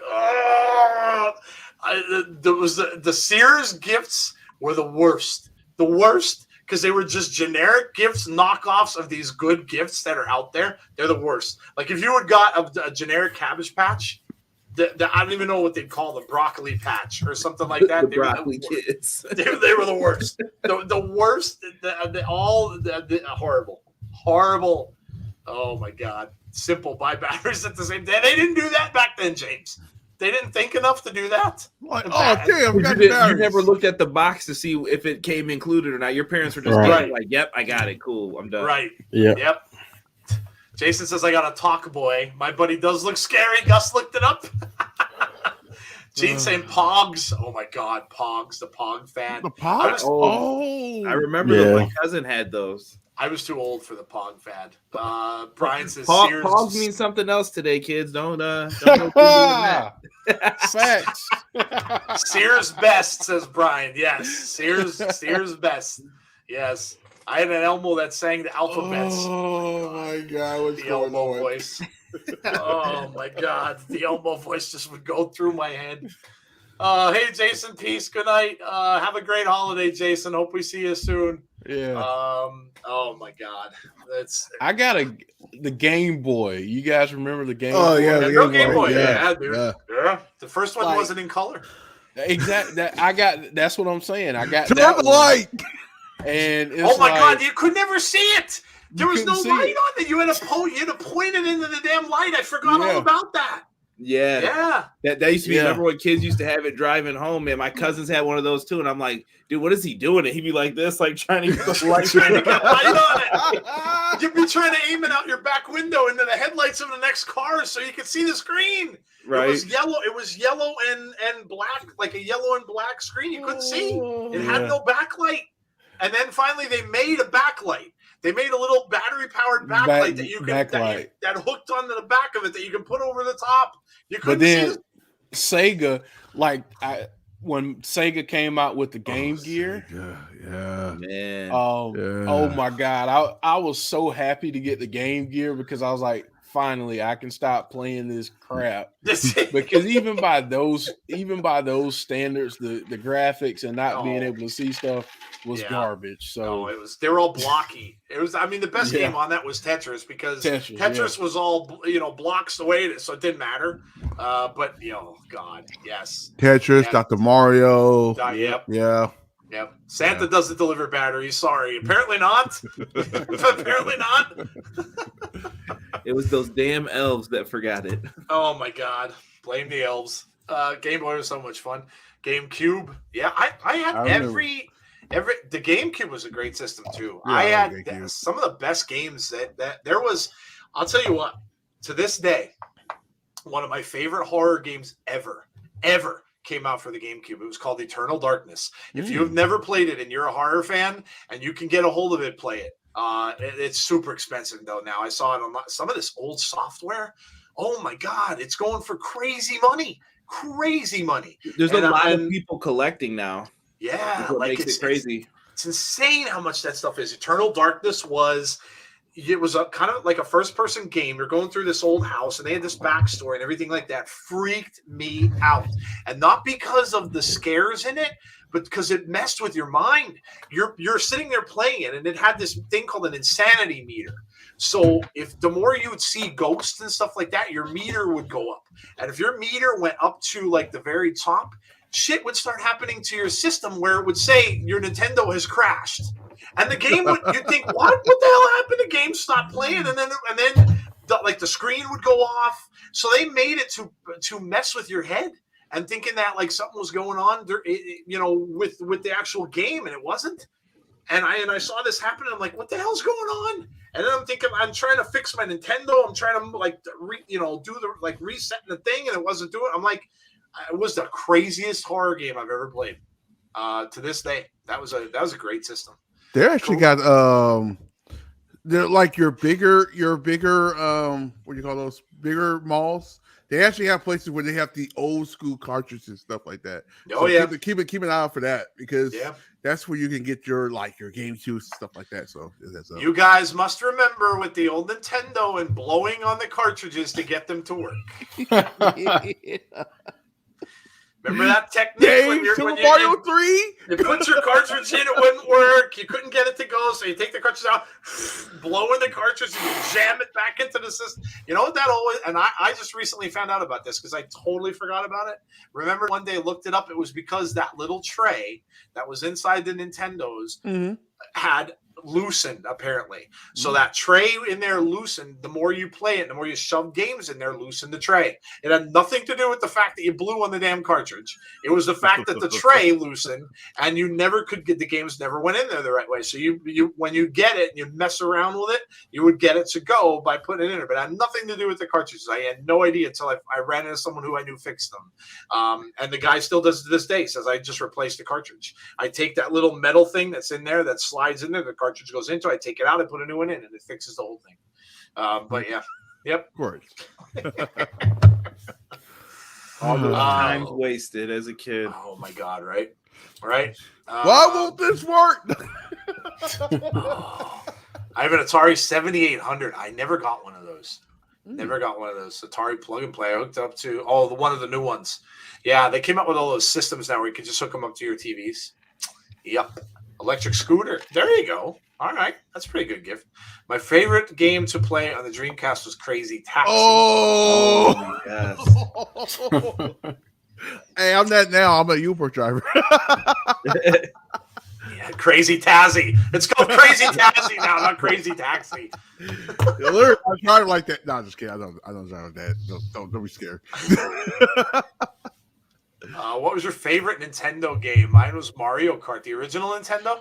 Final Fantasy, the very first Final Fantasy. It's what got me into RPGs. I never played a role-playing game ever before in my life, and that was the first time I played one. Was the original Final. That game was $99 back in the 80s when that came out, and let me tell you, it came out because that and the first Zelda both came out with batteries, and you could save games. It was the first time you could save a game, and they cost a ton of money. And I remember having to save up, and I bought Final Fantasy. Oh my God. And then, of course, I had my Nintendo Power magazine because it gave you some of the cheats and told you what to do with some of the boards and stuff like that. But it was a tease because it would take you only so far in the game, and then there was no more help guide. You get to chapter whatever, maybe two of the first couple bosses of the first four, and then they'd be like, "Yep, you're on your own. You're done. Now you got to just go on your own and finish it." Buy it Commando.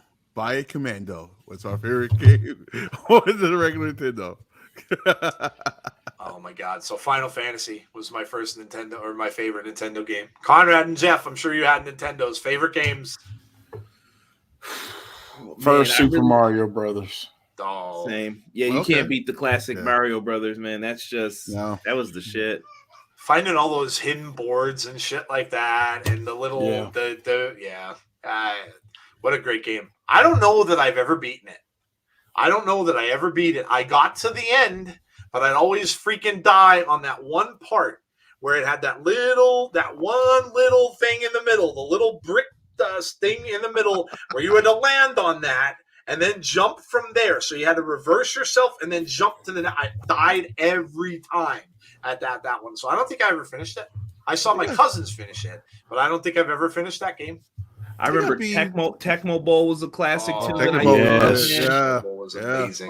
Running with Bo Jackson. It was Bo Jackson. Cheat code. That's a cheat code. The cheat. Yep. The Bo Jackson, you could take him all the way back to your own end zone. You could start the thing, run him all the way back, avoid the tacklers, and then just run him right up for a 100-yard touchdown. All the time. Donkey Kong. Oh, I was a big Donkey Kong player in the arcade. I love Donkey Kong. That and the Tron game in the arcade were my two favorite arcade games that I'd sink quarters upon quarters into. And then there's and Gauntlet. When Gauntlet came out and you could play like with friends, there were four of you that could play. Red Wizard needs food badly. Love that game too. You know our two favorite Madden games I used to love? The one with Barry Sanders because you couldn't tackle him, and the other one with Michael Vick. Because you're not catching him. You're not catching him. The franchise mode was the best. Remember when you could build your own stadium and sell hot dogs? Oh, yeah, dude. Yeah. No game beats Pac-Man. Pac-Man was awesome. Pac-Man got its own song. Buckner and Garcia, because I got Pac-Man fever, Pac-Man fever. They had an 80s hit for Pac-Man. That's how popular that game was. Oh my God, Pac-Man, Ms. Pac-Man, Super Pac-Man. And once you could stand there, you'd stand there and watch, like when I was younger, watching like older guys play, and they had the patterns down. They knew the patterns to beat it, so they knew where to go on the board, how to finish it quickly. And when they got up into the real high levels, when the ghosts are flying around the thing, it's like, oh my God! Like just standing there watching them playing, I absolutely loved that. Yeah, it was a great game. WWF No Mercy was my favorite. Great game. That's a good one. That's a very good one. Tomb Raider. Yeah, it's a great game. They're going to announce, of course, we're getting here. This is the 5-on-5. So this is Violent by Design teaming up with the Good Brothers. So this is going to be a great one. And now we're getting the announcement of the Knockout of the Year, I believe. Wow. So let's see who is going to win it. There's only one answer, right? Right? You would think. You'd kind of think it's going to be Deanna, maybe, the one that last year, but let's see. So knockout of the year.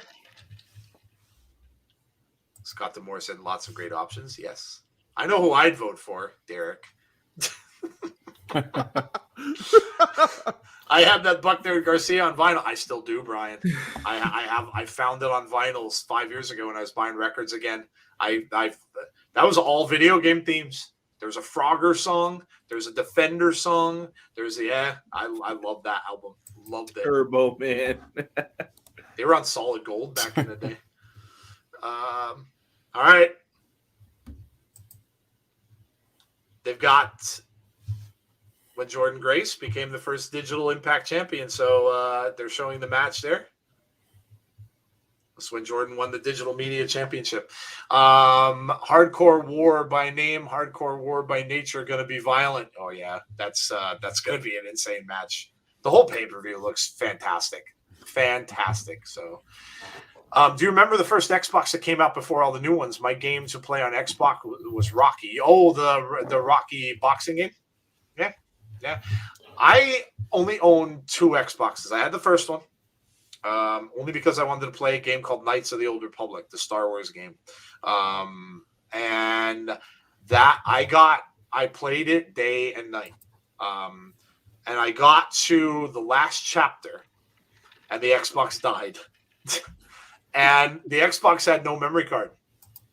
Not a one. You had to buy that gigantic extra memory card in order to save games on that damn system. And I didn't buy it because it cost like $70 for the thing. And it died, and I lost my spot, and I was so mad. I never finished it, and I never bought another. I bought one more Xbox, like not the second version, but the third one, got the Red Rings of Death, and I'm like, done. Never buying another Xbox again. Never. 360? Never. Was that a 360? Yeah, that was the that was the third. The PlayStations that had PlayStation had the yellow light of death, I think it was called. Yeah. The YLOD. I got that when I first bought it, and I was so mad. Knock on wood, I have never had a problem with a Sony product. Ever. Never. I've had no problems with any of the PlayStations I bought. I've had Sony, oh my God, since I was a young kid, I've had Sony Walkman. I've had a Sony boombox. I've had a Sony stereo. I've had Sony TVs and stuff like that. I have never, ever had an issue with a Sony product. Ever. Too many great tag teams for Tag Team of the Year, says Sam. Who loved Def Jam Vendetta on PS2? Oh, that was awesome. Dude, that was supposed to be. Find it. That was the WCW engine too. Most people, I'm a big wrestling video game nerd too, so that was the WCW engine. They were going to do Mayhem 2, and that was what it was going to be. And then they were going to scrap it, and then they found out they had like all the rappers that wanted to make a video game. They're like, let's just use this. Wow. So note the stuff when you're playing that was going to be your next WCW game. I just love the storylines into it. It was like a storyline in it. And I was like, oh, this is awesome. I can't find it. I'm literally going to Amazon and trying to find it. No, dude, that's one of those games that went up in value, like we were talking before. Like, I guarantee you, it's somewhere, and they're probably like, yeah, $100 for this. Yep, I'll pay $100. Yep. All right, I got to ask you guys this question, and Sure same thing. thing goes for the chat. If you played Madden back in the day, if you like playing football games, NFL Game Day or Madden, which was better for you? I played both of them, and I gotta say, it's hard for me to remember now, but I gotta say, NFL Game Day was pretty good. It was. It was pretty good. It was very different from Madden, but if I remember right, and then this is going back a ways, but if I remember right, I remember the graphics were better. Mm-hmm. When the first one came out. So when I got the first one, it was also, Jeff, if I remember correctly, it was harder. Yes. The game was harder to play. So I enjoyed the first iteration of that, and I really thought I was going to end up getting it every year, like I did with Madden, but of course it kind of went under. But I loved Madden since the start. I played Madden in arcades. So that's how far I go back with Madden. Yeah. I love it since the beginning. But that Game Day was really good. Game Day had a lot of different things to it. So The year that came out, I'll be honest, I like Game Day better. In that 1 year, the first year that it came out. Now I went back to Madden because Madden started to get better and better. I've been playing Madden ever since. But I did like Game Day the first year that it came out. I was always a Madden guy for the most part. The first football game I loved was Bill Walsh College Football, but I remember that Madden too. was that's an old school name. You youngsters look that up. You can Google Bill Walsh. I loved Madden, especially in that, like, I would say they were hitting their stride for between like 01 to 05. Where they're like really, really good games. I was like, dude, it's not going to get any better than this. And then eventually it was just like I'm so disappointed now. Like, I wish we had options. 2K5 is one that I really appreciate way more now. When they did that. Do you remember how much that game was? That was $20, bro. 20. I remember I just got it. I'm like, it's $20. You can't lose. Mm-hmm. Dude, it's crazy because I think it was when the cover that Marshall Falk was on. Oh, Marshall Falk and somebody else. It was most of the Ram players. You remember guys, the greatest show on turf. That's why I love the Game Day, because it was different. It was like, you do the salute and everything because Terrell Davis is there. It was awesome. But went back to Madden. I don't know. I loved it. I love Game Day, but Madden, of course, beat them because you guys know how this works. Whoever got the most money probably gonna win, right? So of course Madden won, and then now we still got Madden. Yeah, mm-hmm. They pay to keep that spot too. Most people don't know that. Yeah. Oh, I can't wait. By the way, next year we're getting college football back. Yes, thank you. Dude, that's why I rushed to get a 5, so I had it. So now I'm like, all right, now I just need the game to come out, please. That's cool. When they had that going, you could import your college players right over to the pro game. To Madden, that's right. Yeah, that was really cool. Jesse Callan. Hello, Jesse. How are you? What's up, Jesse? Hey. Jesse. I think they're going to make the announcement. Here we go. I got so excited, I ripped the thing out of my ear that I listened to the show with. You guys gotta tell me because I didn't put my earphones, so I completely forgot. Damien says, looks like Impact is over. Yeah, they're going to make this announcement. I think this is probably it for the show. I'm going to head on out. I was able to purchase Hard to Kill tickets, and I'll be working on flights and hotels this week anyway. I hope to see you next week. Yeah, we'll see you next week, Damien. Yeah, it's awesome. You're getting tickets. You'll have to let us know. Where's that, Philly? Where's that at? Hard to Kill is in Dallas. Oh, it's in Dallas. Okay. Mm-hmm. Wow. All right, let's see who wins. Deonna Purrazzo is the winner. I mean, of the year for the second straight year. No surprise. No surprise there. She said, I waved our Impact banner all over professional wrestling. She did. So I'm the reigning and defending AAA champion. Wow. Knockouts world champion or not, I am the greatest. Well, there you go. Deonna Purrazzo. Second straight year. Second straight year. Man, there is life after the big companies sometimes, isn't there? Yes, sometimes abundant life. Yes, sir. You know what's the crazy thing that you said that? There is room for a number 3, a clear number 3. I'm not saying like on a small time level, a big time level. And I think Impact, GCW, or one of them can be it. If the people like band together and go there, it can happen. Yeah, I know that the money may not be there, but this will be the time I'd be talking to whoever owns the companies and say, hey, man, if you invest a little bit more money, we could become up there with them and compete. Right. Mm-hmm. This is a men's match, of course, they'll be doing next week, which we will have that for you guys. So they'll be doing this again next week. Jeez, Conrad, it's so close. I am so close to doing watching along for AEW right now. I'm like, wait, this is NXT. Oh, man. Speaking of Madden, Fox is going to air that documentary. Yeah, I saw that. That's going to be on Christmas Day, I think, isn't it? John Madden. Most people know Madden today because of the Madden game, but most people don't know he was a head coach. Yeah, he was coach of the Raiders. The Raiders. He's the reason you got simulation football as well, because they used to not put all the players in until Madden said, if you want to use my name, you have to make it as real a football as it comes. Mm-hmm. That is correct. Pressed him. I love it.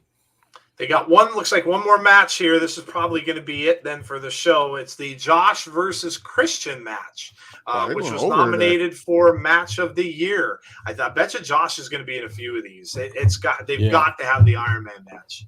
Have to have the Iron Man match with him and TJP as well. So Josh's name is going to be in a few of these matches of the year. Derek says, check Twitter DMs. All righty, I will do that. So probably our last match of the evening here. They did go overtime. They're going overtime because, remember, we started late. Thank you, Impact. Again, Tazzy. Snuck this on the back of the tree. Oh, Derek, what are you doing? What are you doing to me? Look at this. It's a Mickey James Merry Christmas that Derek sent. Oh, Chad says, I hope you all have a wonderful Christmas with your family. And Conrad, same to you. Yeah, so before we leave, obviously we had fun tonight. Wasn't a usual stream that we do. No real matches to call because it was just highlights of last year. We were just talking about awards and stuff like that. And, of course, congrats to all the winners that were award winners for that. Speaking of which, don't forget to go and vote for our TIGS Awards. This is good shit. That's what that stands for, in case you're wondering. Don't forget to vote for our awards. We have our awards show coming up in January. If you haven't done so already, thank you to those who did. We will be announcing our personal best of the year of 2021. We will announce your votes. Of course, your votes are the ones that count. So your winners are the ones that you have voted on and picked. They will be the ones that will win our awards. And of course, then Jeff and I and the crew, whoever wants to come along. Of course, if Conrad's around, Tazzy, whoever, Jody, we can all tell you who we thought should win each one of those awards. So I'll look for that in January. Yeah, it was a fun stream, Derek. I agree. And thank you for taking part in everything that we have done throughout this whole course of the year. All of you, especially for coming out, checking our show out week after week. We really appreciate you. And in this season of giving and sharing and spending the time with your family, the best thing I could say to all of you is I hope you all have a wonderful Christmas with your family, with your friends, a wonderful holiday, however you spend it, and also a safe holiday as well. Please. Hope you guys all do that and have the greatest time celebrating however it is you celebrate. So yeah, we'll finish this up, and we will, like I said earlier, we don't have anything else planned for this week. We will be back probably on Monday with Abby's. We'll see. Always check on Jody with that because, of course, Jody has that new job, and we just have to make sure that she's got the time. But if she does, we'll be back on Monday with Abby's window. And we've got such good stuff coming up, guys. January is going to be fire. Fire. We've got a stream coming up for day one, which will be, oh my gosh, what is it? 8 days? Yep. Yeah, look at this. 1, 2, 3, 4, 5, 6, 7, 8, 9 days away. 9 days for day one. So day one will start the year right off. And then, of course, we have Hard to Kill for Impact. We have that Zicky Dice pay-per-view in the middle of the month. That's going to be we're going to be streaming that. We have, of course, the Royal Rumble in January as well. So much stuff going on, and that's not even including the things that Conrad does with AEW, the things that Tazzy does with NXT. There's stuff out there for everybody, guys. And if you haven't done so already, make sure you check their channels out as well. Conrad for AEW, Tazzy with NXT. Check that out. Check out the things that they're doing. Tazzy probably going to be doing the MLW stuff as well when that continues.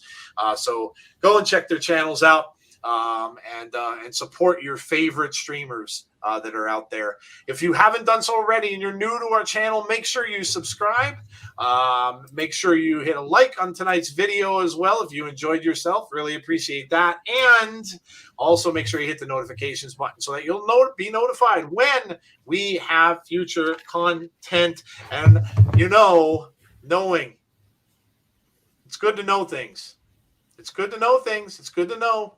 Tazzy, why is it good to know? G.I. Joe. Knowing is half the battle.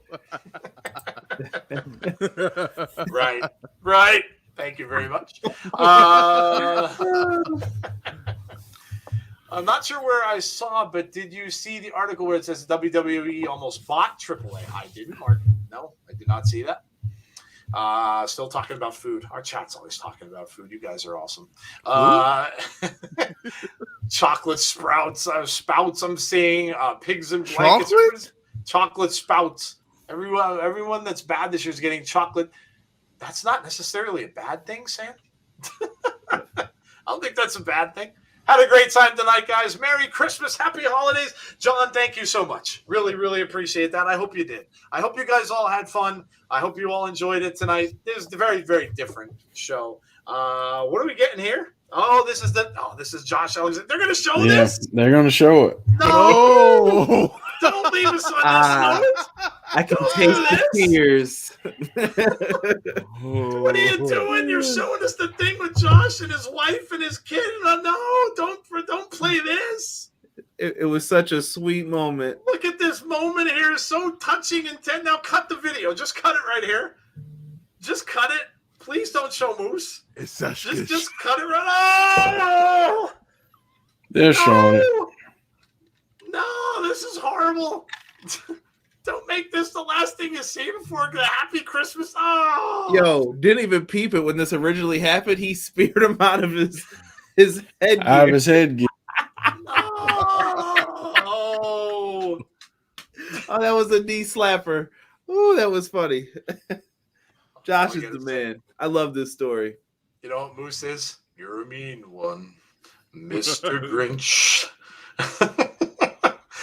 Oh, man, had a great time tonight. It's only going to be me and my mom. My brother can't come now. Yeah, I heard he tested positive for COVID. Sorry about that, James. I hope he's going to be well.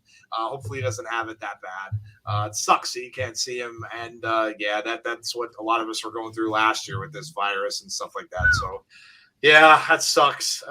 This did not suck for Moose, obviously. This was Moose's favorite thing of the year. I wish everybody a Merry Christmas and a Happy New Year. Don't drink too much. Drinking if you're going, yes, don't drink and drive. Yes, that's very bad. They're trolling. They are. Damn them. They did troll us, didn't they? Have a Merry Christmas and Happy New Year. You too, Sam. Merry Christmas to Moose. This is Arcade Shuttles right there. It was, wasn't it? Well, there you go, guys. Listen, again, like I said, from all of us, Conrad and Tazzy and Jeff and myself, to all of you, have a wonderful holiday. Have a great Christmas. Enjoy your family. Enjoy your friends. Enjoy the gifts, because why not? That's why Santa comes. But yeah, have a wonderful time. Have a great Christmas. And hopefully we will see you all the next time that we are on, which, like I said, should probably be next Monday or so. And man, get ready for what's going to be an awesome, awesome January. So that's it, guys. Thank you so much for coming out. Thank you so much for being here all throughout the year with us. And hopefully we will see you all the next time we are on. Have a great Christmas, everybody. And hopefully we will see you all soon. Stay safe. Be kind to everyone, especially now. Good night, all.